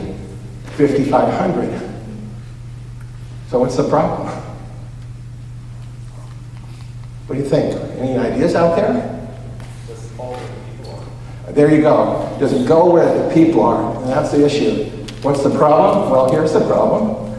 The fresh water isn't where we like to live. People like to go to places where there's not much water and live there. So see, this particular case is California, of course, and you can see that the population center down here in LA coincides with a place where there's very little precipitation. This isn't the only place like that. Here's another. I hope you all recognize that one. And notice that in this case, the water is present in the south, and there's not much water in the north. And so what do we do when we have this situation traditionally? What is our conventional response to this? What do we usually do? We move the water, right? We don't move the people, we move the water. Okay? And so I want to throw some numbers at you to keep in mind. This is the California aqueduct here. It's appropriately next to power cables because we have to move a ton of water. There's a cubic meter. I'm showing a cubic meter of water right there. And it weighs 1 ton, that cubic meter. You can do the math and prove that to yourself. And to move that cubic meter from Northern California to Southern California, it takes about 2 kilowatt hour for every cubic meter. 2 kilowatt hours. So this is a big number that we need to supply in energy. Now if it's renewable, that's great. But if it's not renewable, we have an issue, right? And we can also make fresh water from seawater. That's an alternative to this. If we do that, that requires 3 to 4 kilowatt hour per cubic meter. So almost double the energy cost for seawater desalination compared to moving the water from Northern California to Southern California. And if you desalinate seawater, you end up making a lot of salt because seawater is really salty. So 33 kilograms of salt is going to be generated by that. You have to do something with that salt. Alternatively, we could make fresh water from treated wastewater. Okay, so to do this, we would need to desalinate the treated wastewater. And first of all, before I get to that, I want to point out that how we treat wastewater, most people don't know. You flush the toilet, it's gone. And nobody knows how we're treating the wastewater. But how we treat wastewater is actually a really interesting thing. The largest application of biotechnology in the world is what we use. It's called activated sludge. It's the primary method used. And it involves microorganisms that require oxygen. And so we have this is the Palo Alto wastewater treatment plant shown here. And huge basins where you have self-assembled microbial communities that are growing with huge amounts of oxygen and generating a lot of biomass. And these organisms consume the organic matter in the wastewater and help purify it. That's the kind of system we use. And we've used that system for almost 100 years now. So if we do that, if we do treatment with the system I just showed you, activated sludge, it requires about half a kilowatt hour per every ton, for every cubic meter. And then we get the treated wastewater. If we desalinate that to get it as pure as we'd like it, we can have to add an additional 0.6 kilowatt hour per cubic meter. And it's less than what it would be to desalinate seawater, much less. Seawater is 3 to 4, and here we're only 0.6. And the reason is because there's so little salt in wastewater. And little salt means less effort, less energy needs to be expended to push the fresh water out of the salty water. So in this case, instead of 33 kilograms of salt from a cubic meter, we just get half a kilogram. So the total energy input, though, for this clean water, to get it, is a half plus 0.6, so 1.1 kilowatt hour per cubic meter. Much less than to transport it from north to south. Much less than a desalination of the seawater. So it beats seawater. And can we do even better? That's the next question. Are we stuck here, or is there even more that's possible? So it turns out that it looks feasible, potentially feasible, to get energy neutral wastewater treatment. And we do that by taking the organic matter that's in wastewater and converting it into methane, and then the methane gets converted into energy. Now currently, we already have digesters, these big anaerobic digesters that take settled organic matter from wastewater and they convert it into methane. What we don't have is, we don't have systems that can take dissolved organic matter in the water and remove it efficiently like activated sludge. This technology is an anaerobic technology that does that. Okay, and this has been tested in Korea, South Korea, and we've now moved it to Stanford for testing at Stanford at what we call the Saratoga Resource Recovery Center, which is a facility I'll talk more about later. So what is the value of wastewater? When we talk about things, sustainability, so far I've just been talking about energy. But we really need to be thinking as well in terms of financial sustainability. And so what is the value of wastewater? A cubic meter, a ton of wastewater, what's it worth? And you would say it's negative worth, maybe. It's a problem. But we have to think differently about that, about waste and waste streams. And we have to think of it as a resource. So what can we do with that 1 ton of wastewater to get maximum value from it? Let's say you were in a challenge as a group, the RISE program, the challenge is to you is to win this award, amazing award, for getting the maximum value out of a cubic meter of wastewater. How would you do it? How would you do it? So we've been thinking about that. Now it turns out that the high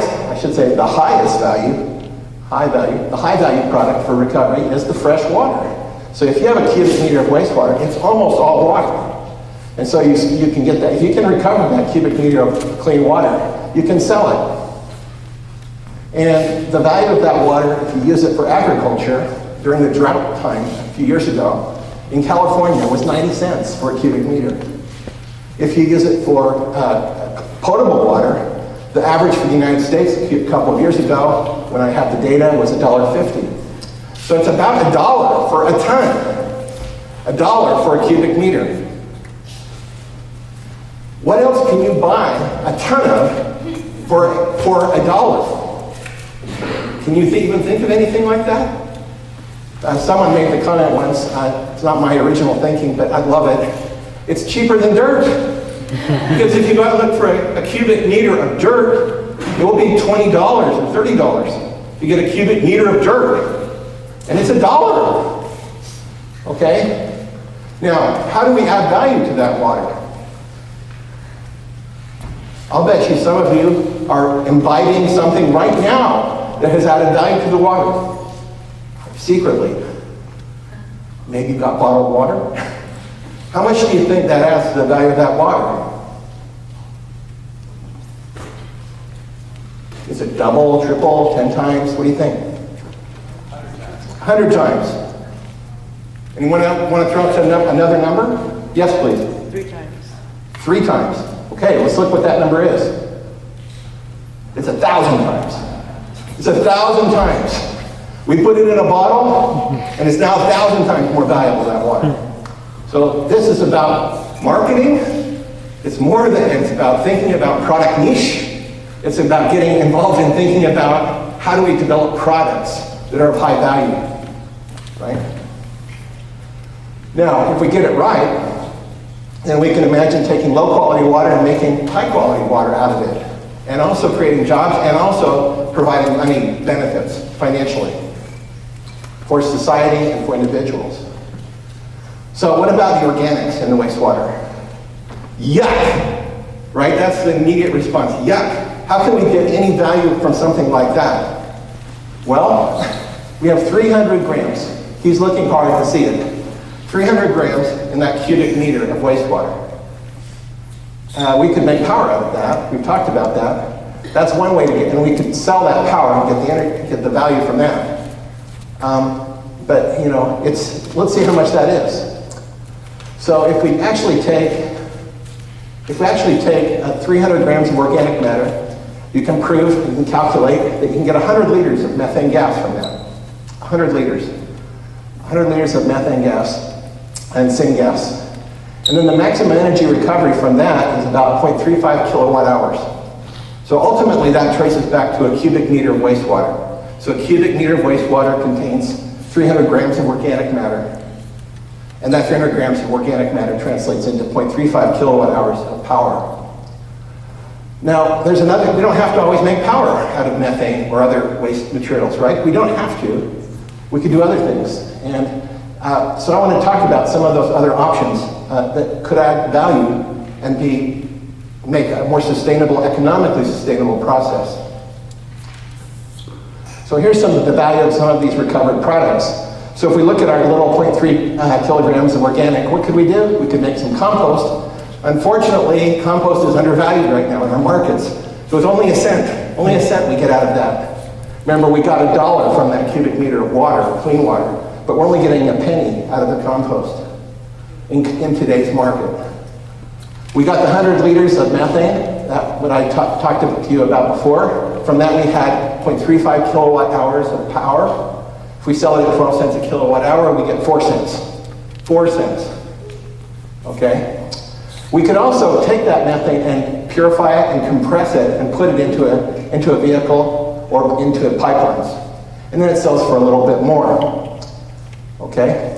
So now if we take a few steps back and ask the question, well, what's the highest value we can get from wastewater? Here's what I can come up with so far.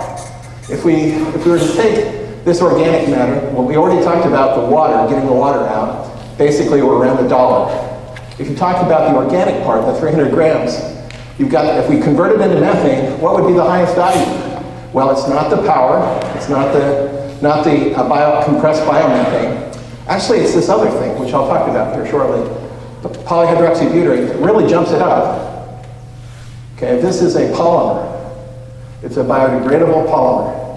And then if you make it you make this material also including it with a single cell protein, you can actually then make it even up to 33 cents in value. So now it's starting to become an appreciable value added item.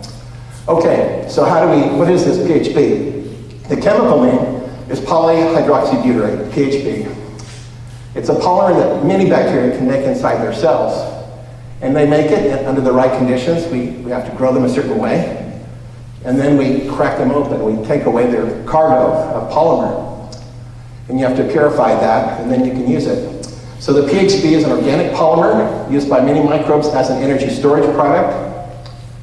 And that's why I call it nature's plastic. The genes for its production are thought to be very ancient. So it's been around almost since early in the beginning of life, and that means nature knows how to handle it. It doesn't just accumulate, it breaks down. And it's moldable and readily biodegradable. This is our first products that we made at Stanford from methane. Little coins with the Stanford logo. I like to tell people it's better than Bitcoin. Okay. Now, here's a process that we started to work on because of that understanding about methane and what it could do potentially in terms of value. So here's a process, here's a digester producing the methane. There's these microorganisms that can take the methane along with oxygen, and they're called methanotrophs, methane eaters. And the methanotrophs can actually, under the right conditions, produce the polymer inside them. We break them open, recover the polymer. The polymer can be used for injection molding, blow molding, and other applications. Different various applications here. At end of life, these materials at end of life, oh, by the way, they can be blended with natural fibers, like kind of Dr. T sort of stuff, right? Blended with natural fibers. And actually, I collaborated on this project with the structural engineer, Professor Sarah Billington. And so you can make these nice biocomposites with this material. And then at end of life, they biodegrade. They biodegrade back to, so go into the digester, go back into a digester, and they biodegrade back to methane anaerobically. So this is a cycle. And there's a spin-off company that's developed because of this, Mango Materials. I like to advertise for them a little bit. Recently, they found out how to take the PHB and make fibers for clothing, which is exciting because so much microplastic comes off of clothing, polyester clothing, and it's not biodegradable. And this is a great application, I think, for this technology. I'm very excited about it. Now, a big surprise came for us when we learned from reading the literature about our colleagues in Europe, Willy Verstraete from Ghent University. And Willy, this is an invention they had. It says the inventors surprisingly found that hydroxybutyrate and polyhydroxybutyrate, that's nature's plastic, polyhydroxybutyrate have a great potential for uses in animal feed for modulation of the gut flora. So you feed it to an animal, it changes the gut microflora for suppressing or inhibiting pathogenic bacteria in the gastrointestinal tract. This is called a prebiotic, when you prevent the activity of these pathogenic bacteria in an animal. And they tested it then on a whole bunch of different things, including sea bass and crabs and shrimp, and we've now confirmed their findings. There's no doubt about it. This really does induce an immune response in the animal that protects it from pathogens. Okay? And that's why we say here's maybe the highest value item we can find for taking that organic matter, make methane, make PHB, and single cell protein and feed it to the aquaculture. Okay.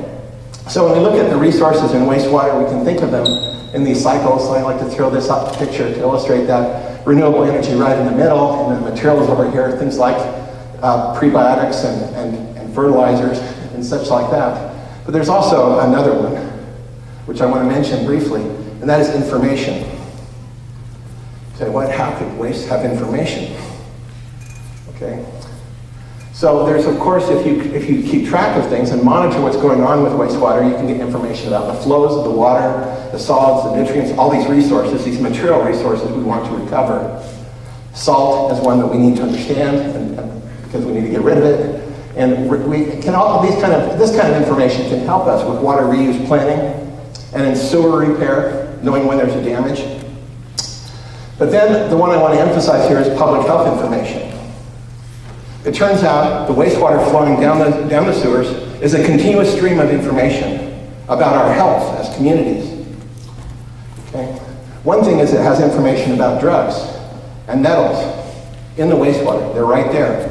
If you go to the European Union and look at the right website, you can see where they're actually tracking drug use in the wastewater in something like 60 cities in Europe. So you can go and see in Brussels how much cocaine is being consumed in Brussels. You can see the bubble. It shows it on the map, on the internet. So I suggest you might look at that. But that information can help guide public officials in making better decisions about the allocation of resources. And the same with biological information, which is something we're really excited about, the DNA and RNA that's in the wastewater, because we can get useful things out of that as well. You can track specific pathogens of concern, previously undetected pathogens. Maybe someone's a carrier of a pathogen and they don't know it. Virulence genes, these are genes that make an otherwise harmless bacterium harmful. And antibiotic resistance genes. These are the genes that actually allow a pathogen to resist all our antibiotics. And this is a huge threat to mankind. So we really want to be able to track that. And so I think this kind of information has value. And we don't have a model yet how to monetize this, but there needs to be some business thinking that goes into this. Okay? So this facility I mentioned earlier, the Kotiga Center, is a facility we made at Stanford over the last 6 years. It's a capability to accelerate the adoption and commercialization of new technologies that can process waste streams, such as wastewater. And why do we need this? The reason is because the scale-up process in this field is impossibly large, the amount of scale-up that's required.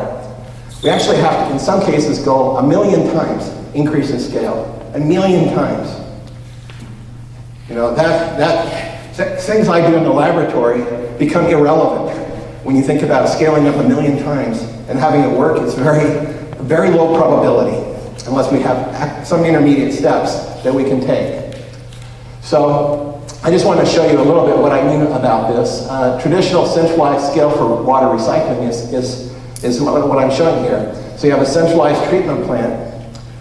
Say that could be the Palo Alto wastewater treatment plant that sits down by the bay, and then you have sewers that allow the wastewater to flow by gravity down there to that centralized treatment plant. If they treat the water, they can purify it to a high degree, whatever degree is needed, and then send it back in these purple pipes to customers that are located in that region. So this is what we mean by centralized treatment plant. It's the way things have been done until now. What we think in the future is it may be important to think about hybrid scales where we have collection zones, different collection zones, and tailored treatment, potential for tailored treatment within those zones, and distribution with less purple pipe to the customers who can use that water. So depending on the location, a satellite treatment plant can decrease the purple pipe, and it can tailor treatment for a customer-specific use. So you see these different levels or grades of water here. And I'm just gonna wait on that one for a minute. You look at this, you see carbon removal. We can then, if you remove the carbon from the wastewater, it can be used, it has nutrients, it has fertilizers in it. It can be used for those purposes, like landscape and agriculture. If it has removal of the nitrogen and phosphorus, now you can use it for things like ecosystem restoration, or washing clothes, or flushing toilets. And then if you go a higher level than that and remove the salt and the trace contaminants, now it's almost like potable water. And you could say there's that high value there, $1.50, when you get to that high quality water. And so we've gone from 90 cents to $1.50 in value of the product. Okay, and another point about these satellite treatment plants is that they could help address a very serious issue that's going to occur during your lifetimes.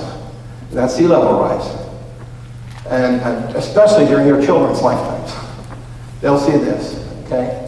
So we have to think about that because these plants can be potentially upstream of the centralized facility. And they won't be as susceptible to seawater intrusion into the plants that would degrade the quality of the water.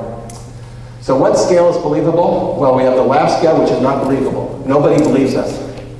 If we get to pilot scale, now it's a system that can potentially serve real people, and not very many, 50 to 500, but it's a believable scale. So this is what we're shooting for. The satellite treatment plant would be at this scale, and the centralized plant's at this scale. So our Kotiga Center is designed to allow us to take wastewater from a sewer at the Stanford campus. We divert it in, we remove the grit from it, we remove the organic matter, particulate organic matter out of it by screening it. And then we treat it with that process I showed you before that can recover methane from the wastewater.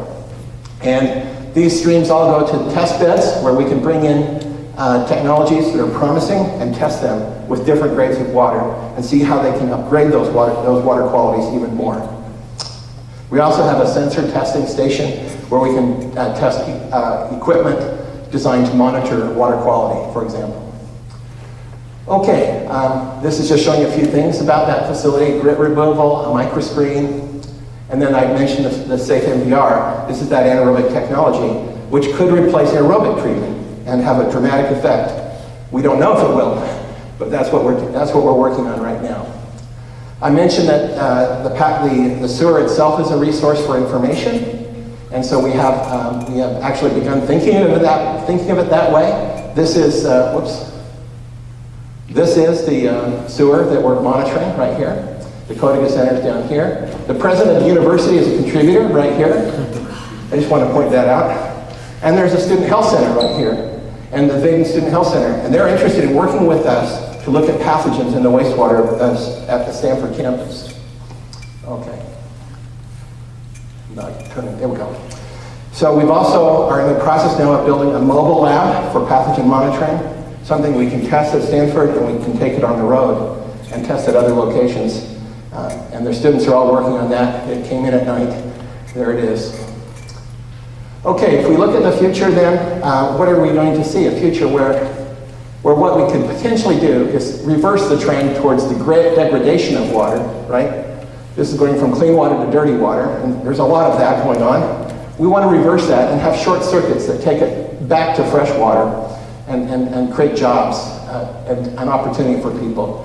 And we have the cycle here, the carbon cycle, where we've taken fossil carbon, put down over billions of years, and we've short-circuited it, the normal cycle, so it's accumulating in our atmosphere. But we got to take it back out, maybe short-circuit it the other way, take it out of the atmosphere.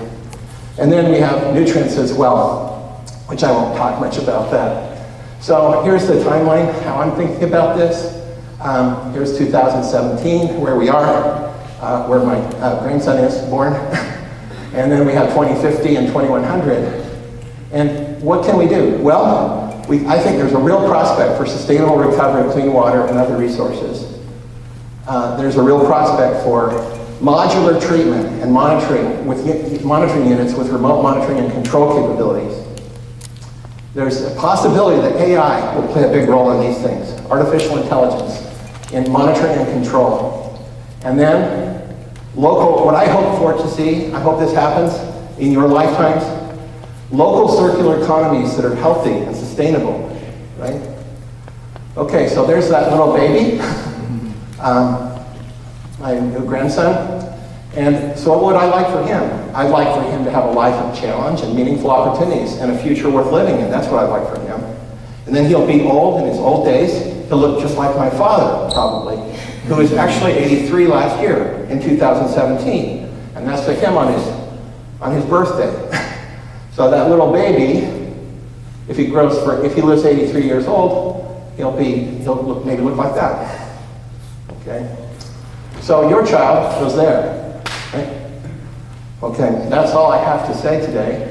The rest I was just thanking groups that have helped fund us because research isn't sustainable if it's not funded. Thank you.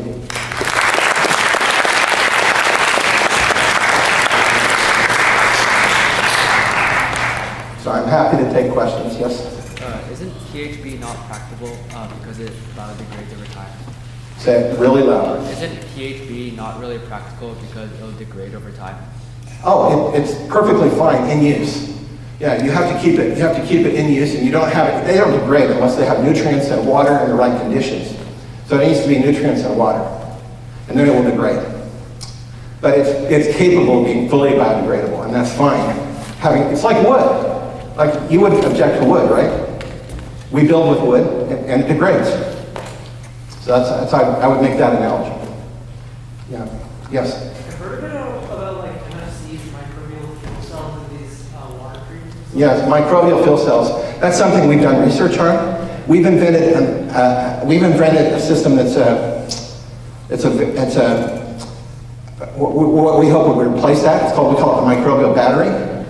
But the microbial fuel cells, the problem with them is that the electrode cost is very high. To go directly to electricity, it would be great if we could do that, but it's still not there. It's just too expensive. The electrode cost is really killer. And the other thing, you don't get low enough concentrations in the effluent from a microbial fuel cell. But, in the future, who knows? So we should keep doing research on these things. Yeah. Yes? How did you get into wastewater engineering research? How did I get into wastewater? That's a great question. Well, so I was an operator myself once in the state of Utah, in a little town called Hiram. I was the person who ran the wastewater treatment plant on the weekends and holidays. And that's how I funded my master's program at Utah State University. That's how. And then I just thought, you know, at first we were doing a lot of research on hazardous chemicals, and my first part of my career as an academic was primarily devoted to that, hazardous chemicals and their remediation. And then we saw that the situation was changing, that there was this huge need for new technologies to deal with wastewater. And that's where the opportunities were, so we shifted our research to that, in that direction. Okay. All right, thank you.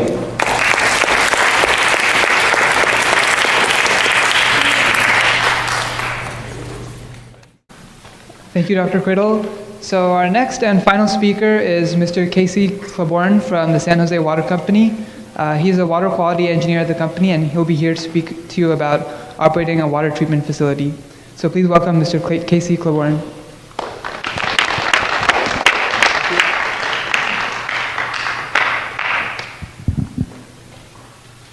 Thank you, everyone.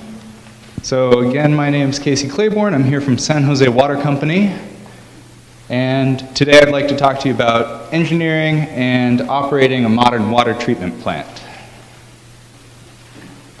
So who is San Jose Water? We provide water to just about 1 million people here in the heart of Silicon Valley.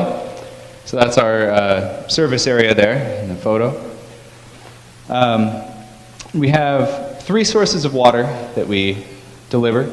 We have groundwater, imported water from the water district, and local mountain surface water. So groundwater makes up about 40% of the water we serve. Imported water from the water district is another half, 50%. And local mountain surface water makes up that remaining fraction, just 10%. Sorry about the color scale. They all look more or less the same, so anyway. Groundwater reservoirs. In this valley, we take our water from very deep underground, 600, 900 feet. And those are all confined aquifers, so the water is coming from the mountains. It's very clean water. It's naturally filtered through the soil. And it's been historically overdrawn in this valley. So what happens is you have the soil granules, the soil particles, with water in the space between. If you pull out the water too quickly, you decrease the pore pressure of that water, and it's less able, the combined matrix of water and soil is less able to hold up that 800 feet of soil up above it, and you get settling, and you lose, 8 feet of elevation. So that's a problem for flooding. It's a problem for structures up on the surface. So now we have more rules about who can pump water and how much they can pump, and that limits subsidence and makes our groundwater more sustainable. Our imported water here comes from the Santa Clara Valley Water District. They get about half their water locally, and they own most water resources in the valley. They're also responsible for flood protection, side note. And they import quite a lot of their water from the Sacramento-San Joaquin River Delta, which I'm sure most of you have heard of. It's in the news a lot. There's lots of politics around the Delta because it provides a lot of the water throughout the state. So half of our water comes from the district, half of their water comes from the Delta. So you can do the math. It's a pretty significant fraction. But most of what I want to talk about today is our local surface water resources. So San Jose Water collects water, raw water that is, from lakes and streams in the Santa Cruz Mountains up Highway 17. And we treat it at one of our 2 filter plants. One is up Big Basin Way in Saratoga here, and the other is up Highway 17 above Los Gatos. So they're pretty small, deceptively small. So if you drive by too quickly, you'll probably miss them. But they're there. And just a shout out to conservation work up in the watershed, up in those mountains. It goes a long way to maintaining our surface water, water quality. So just to help orient you, here's our Montevita water treatment plant. It's just been renovated this year, and our solids handling facility, you'll see.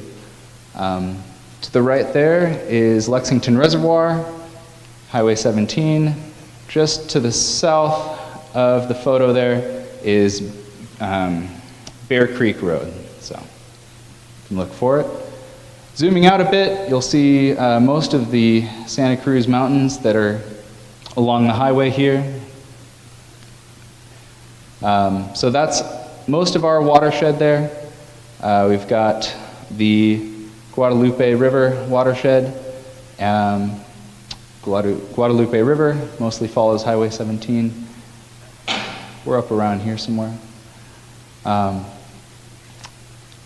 You can see there's not a lot of development here. That really is a good benefit for us in the sense that it keeps the source water clean and uncontaminated. Makes things easy for us.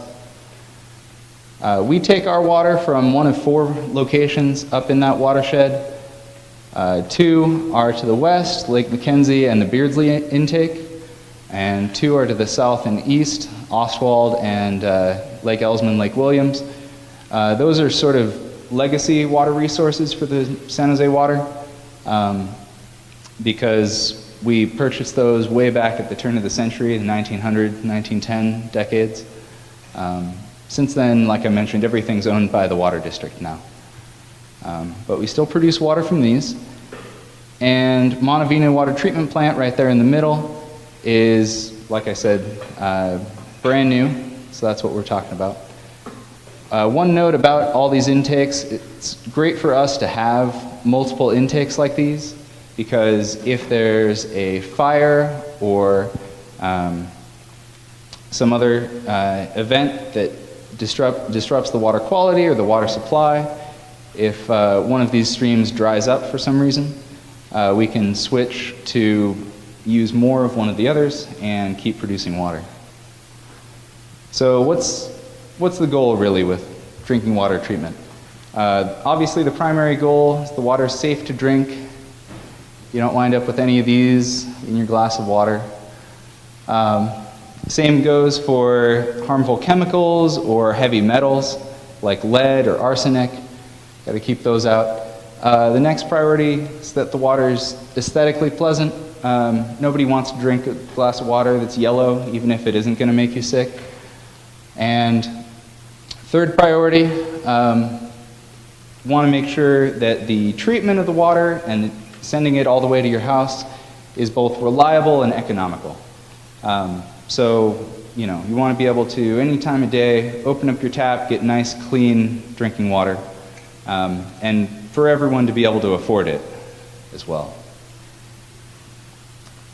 So here's that Guadalupe River watershed again. And now I'd just like to speak a bit about generally what the means and methods are for drinking water treatment. So first step is really source water quality control. Before it ever gets to the treatment plant, we want to make sure that the water is not overly contaminated, that it's not particularly dirty or sediment laden. So San Jose Water Company, our watershed and our water sources is very fortunate in that they aren't impaired like certain water sources are, especially back east where you've got cities all up along the Mississippi River, for example, where you've got, say, Chicago wastewater going in, and then some community downstream has to take that water and use it for drinking. So we're fortunate in that respect. In order to keep it that way, there are some administrative controls like community outreach or regulations. And then there's plenty of technical work to be done as well, like delineating this watershed through modeling, figuring out that unit hydrograph, or just going and getting our hands dirty, working in the watershed, making sure it's maintained. Once it gets to the treatment plant, we have physical removal processes. So the first of those generally in any plant is going to be flocculation, followed by sedimentation. So here's sort of a diagram of flocculation. We've got all these charged soil particles, and they repel each other. They don't really want to cluster together and settle out of the water. They're happy to just float along. We add a chemical called a coagulant to, excuse me, to cause those to stop repelling each other, clot together, and build these nice big flocks. Those flocks have a much greater relative density compared to water, higher specific gravity. So our goal is to make sure that this gravity force is overwhelming this drag force so they actually settle out.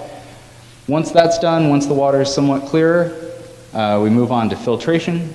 And sort of the old school filtration looks a lot like this. It looks a lot like your Brita filter at home, but a little less sophisticated. So this is the old school. So you've got lots of granular media, say sand or anthracite in some places. That's crushed up coal. The idea is it's going to absorb any soil particles that haven't settled out. So that's the old school filtration.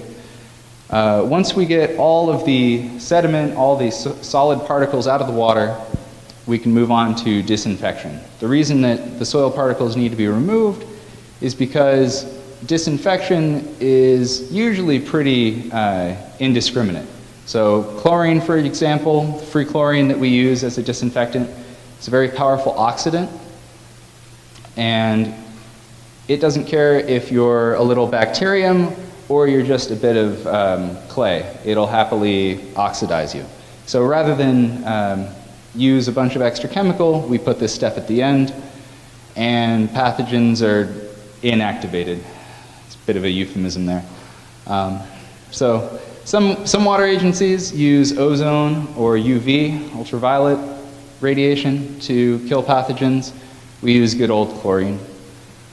So that's sort of a general overview of any given treatment plant.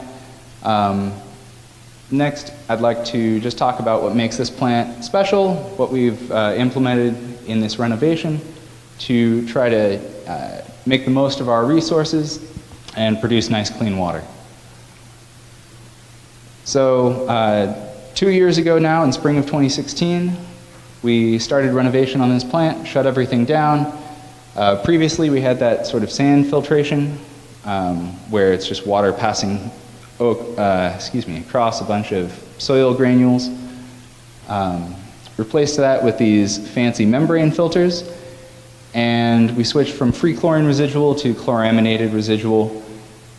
Can't fit that in today, but so you know. And we came online towards the end of last year. So here we've got that same coagulation and flocculation step. You might be able to see this water's very turbid, lots of soil particles that need settling. It's also churning quite a bit, so that's where we introduce a lot of mixing energy, usually with paddle mixers or something like that, to make sure that all those little clots and the chemical mix together and form nice big flocks. Once those are formed, it goes along to our sedimentation basins, where gravity can do its work, take those heavy soil particles and drag them to the bottom. What you see here are a bunch of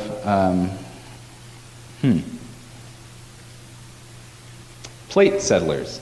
So plate settlers, just a whole bunch of diagonal flat plates of metal. That increases the surface area much more than just a regular pool would, and that allows us to remove more sediment. So you might ask where all that sediment goes, or you might not. I'm going to tell you anyway. So concentrated sediments that end up at the bottom there are sucked out and get pulled across the freeway to our solids handling facility. And the solids handling facility uses these gravity thickeners, which look a lot like a settling basin, but they're designed just a little different.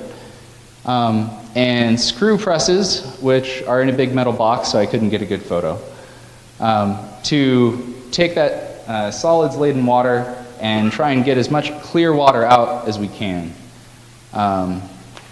So on the left, you can sort of see this clear water portion flowing over the top there, over the weir. That flows right back to the headworks to go through the whole process again. And on the right, we have some very low water content sludge that goes off to a landfill. So at this step, we try and squeeze as much water as we can. Back at the plant, we've gone through our sedimentation step. We've taken out as much soil and other particles as we can. We get to membrane filtration.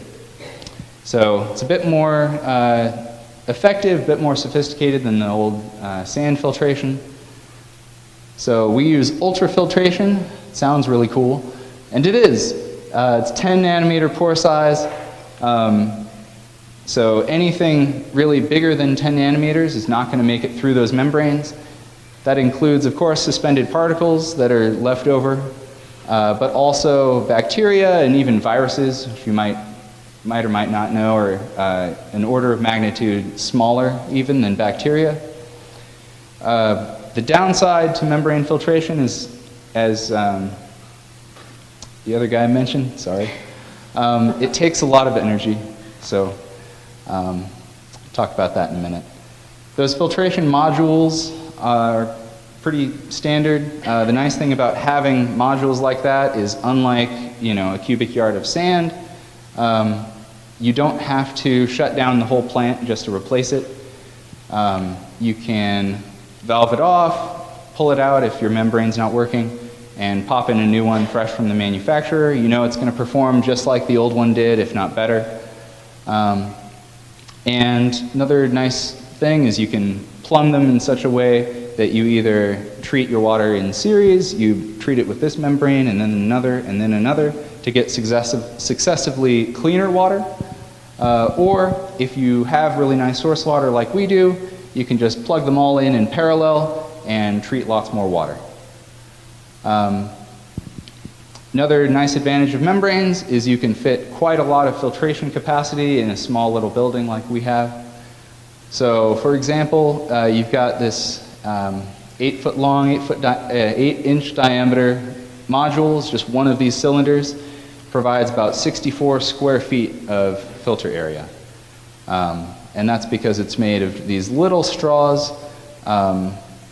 We use these extra fancy multi-bore straws that provide an extra level of efficiency there. So as more and more stuff builds up on these membranes, because we're pushing through nice clear, clean water, if we want to get the same amount of water through, the same flux, we're going to need more and more pressure because we're pushing it through fewer and fewer open pores. Because that can't just keep going on forever, we'd run out of pumps, we have to conduct something called a backwash. So we take nice filtered water, flush it back the other direction, and try and push all that stuff somewhere else. So traditionally, you get about 10% goes to waste as backwash, 90% efficiency. That's the same that we're getting with these membranes, but we've added a couple extra steps to try and increase that recovery. So again, normally, backwash to waste, we did away with that part, and we just route that right back to our flocculation and sedimentation steps, and then back to the membranes. So that's great, except that there are certain contaminants that aren't removed by flocculation and sedimentation, namely dissolved substances. So those just sort of go around in a circle until we get to chemically enhanced backwash.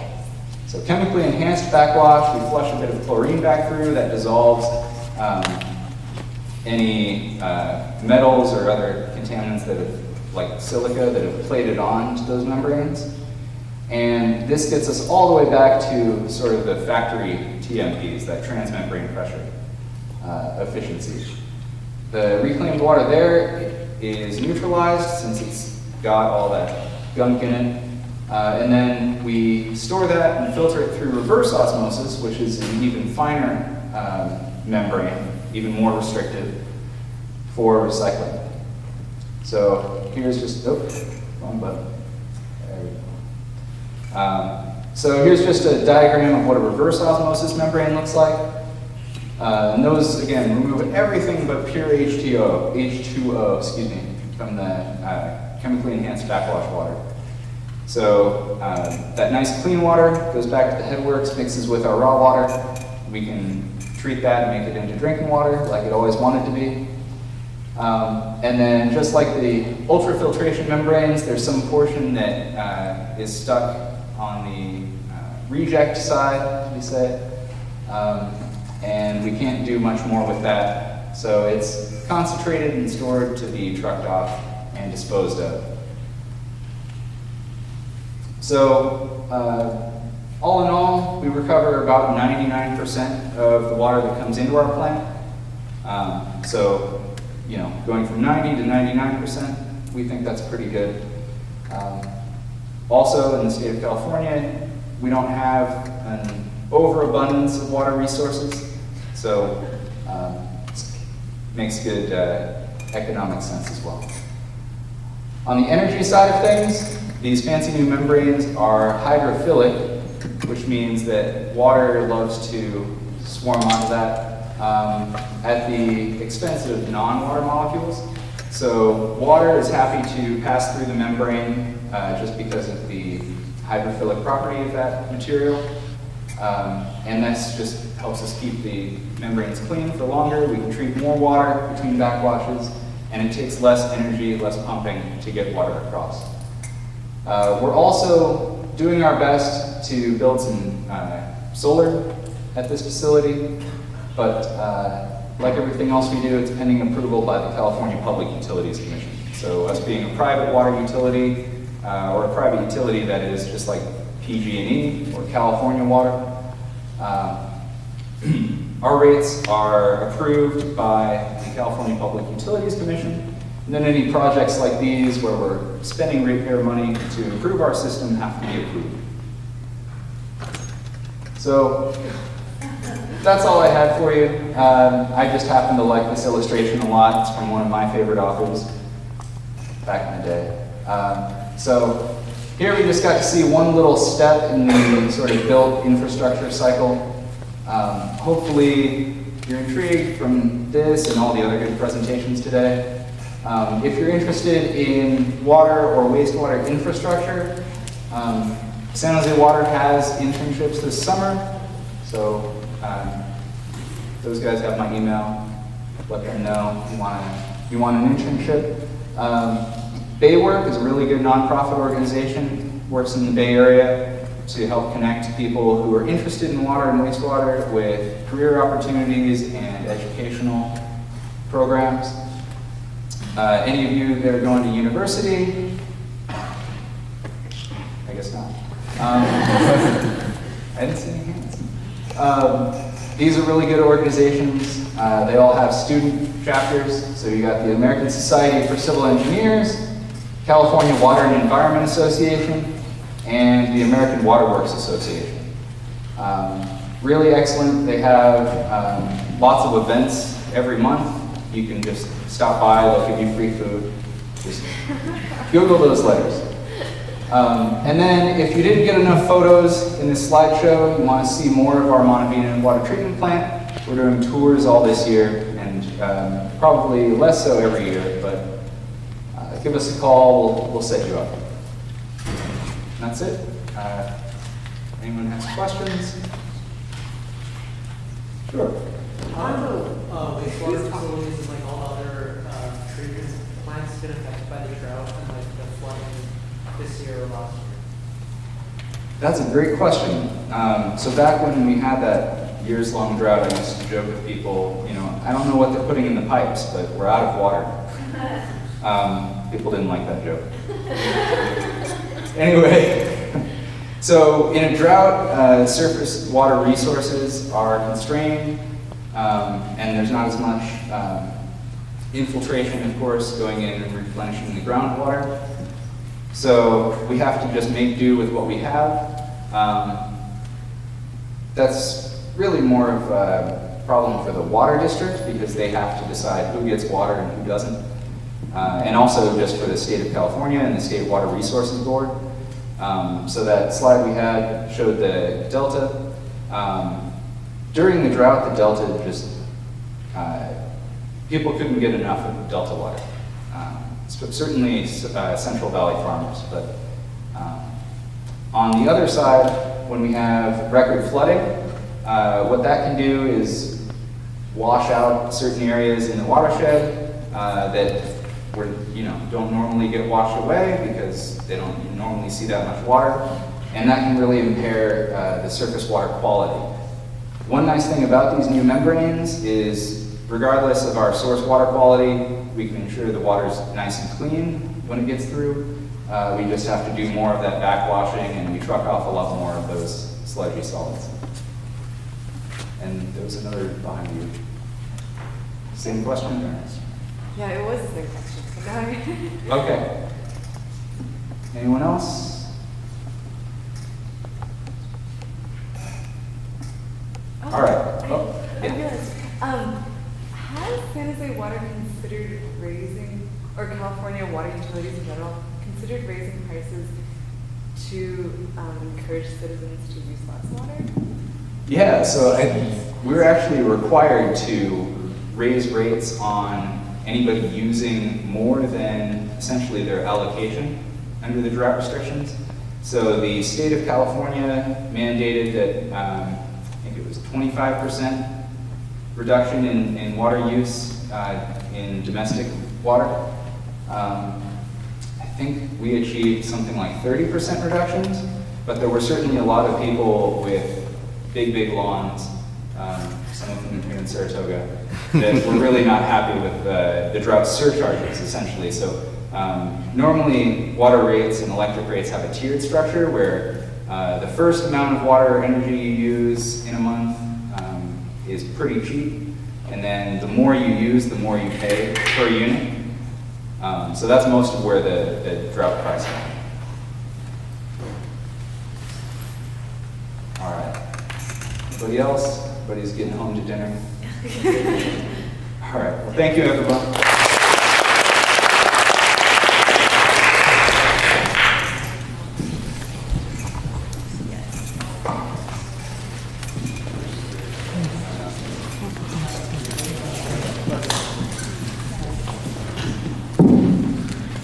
All right, thank you, Mr. Claborn. So that wraps up our speaker series. We hope all of you learned something new about how we're approaching environmental problems using engineering. And before we go, I'd like to extend a sincere thank you to all the wonderful speakers who came out to present today. Thank you. I'd also like to thank our club advisor. Thank you. Our club advisor, Ms. Lenz, who's sitting in the back.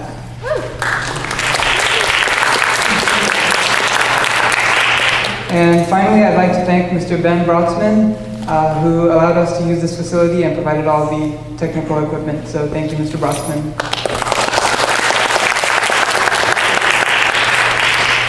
All right, so if you didn't have a chance to ask the question you wanted to ask, our speakers have graciously provided their contact information, which can be found on our program pamphlet. I hope everyone learned something new, and I encourage you to learn more about environmental engineering on your own. So thank you, and have a wonderful weekend.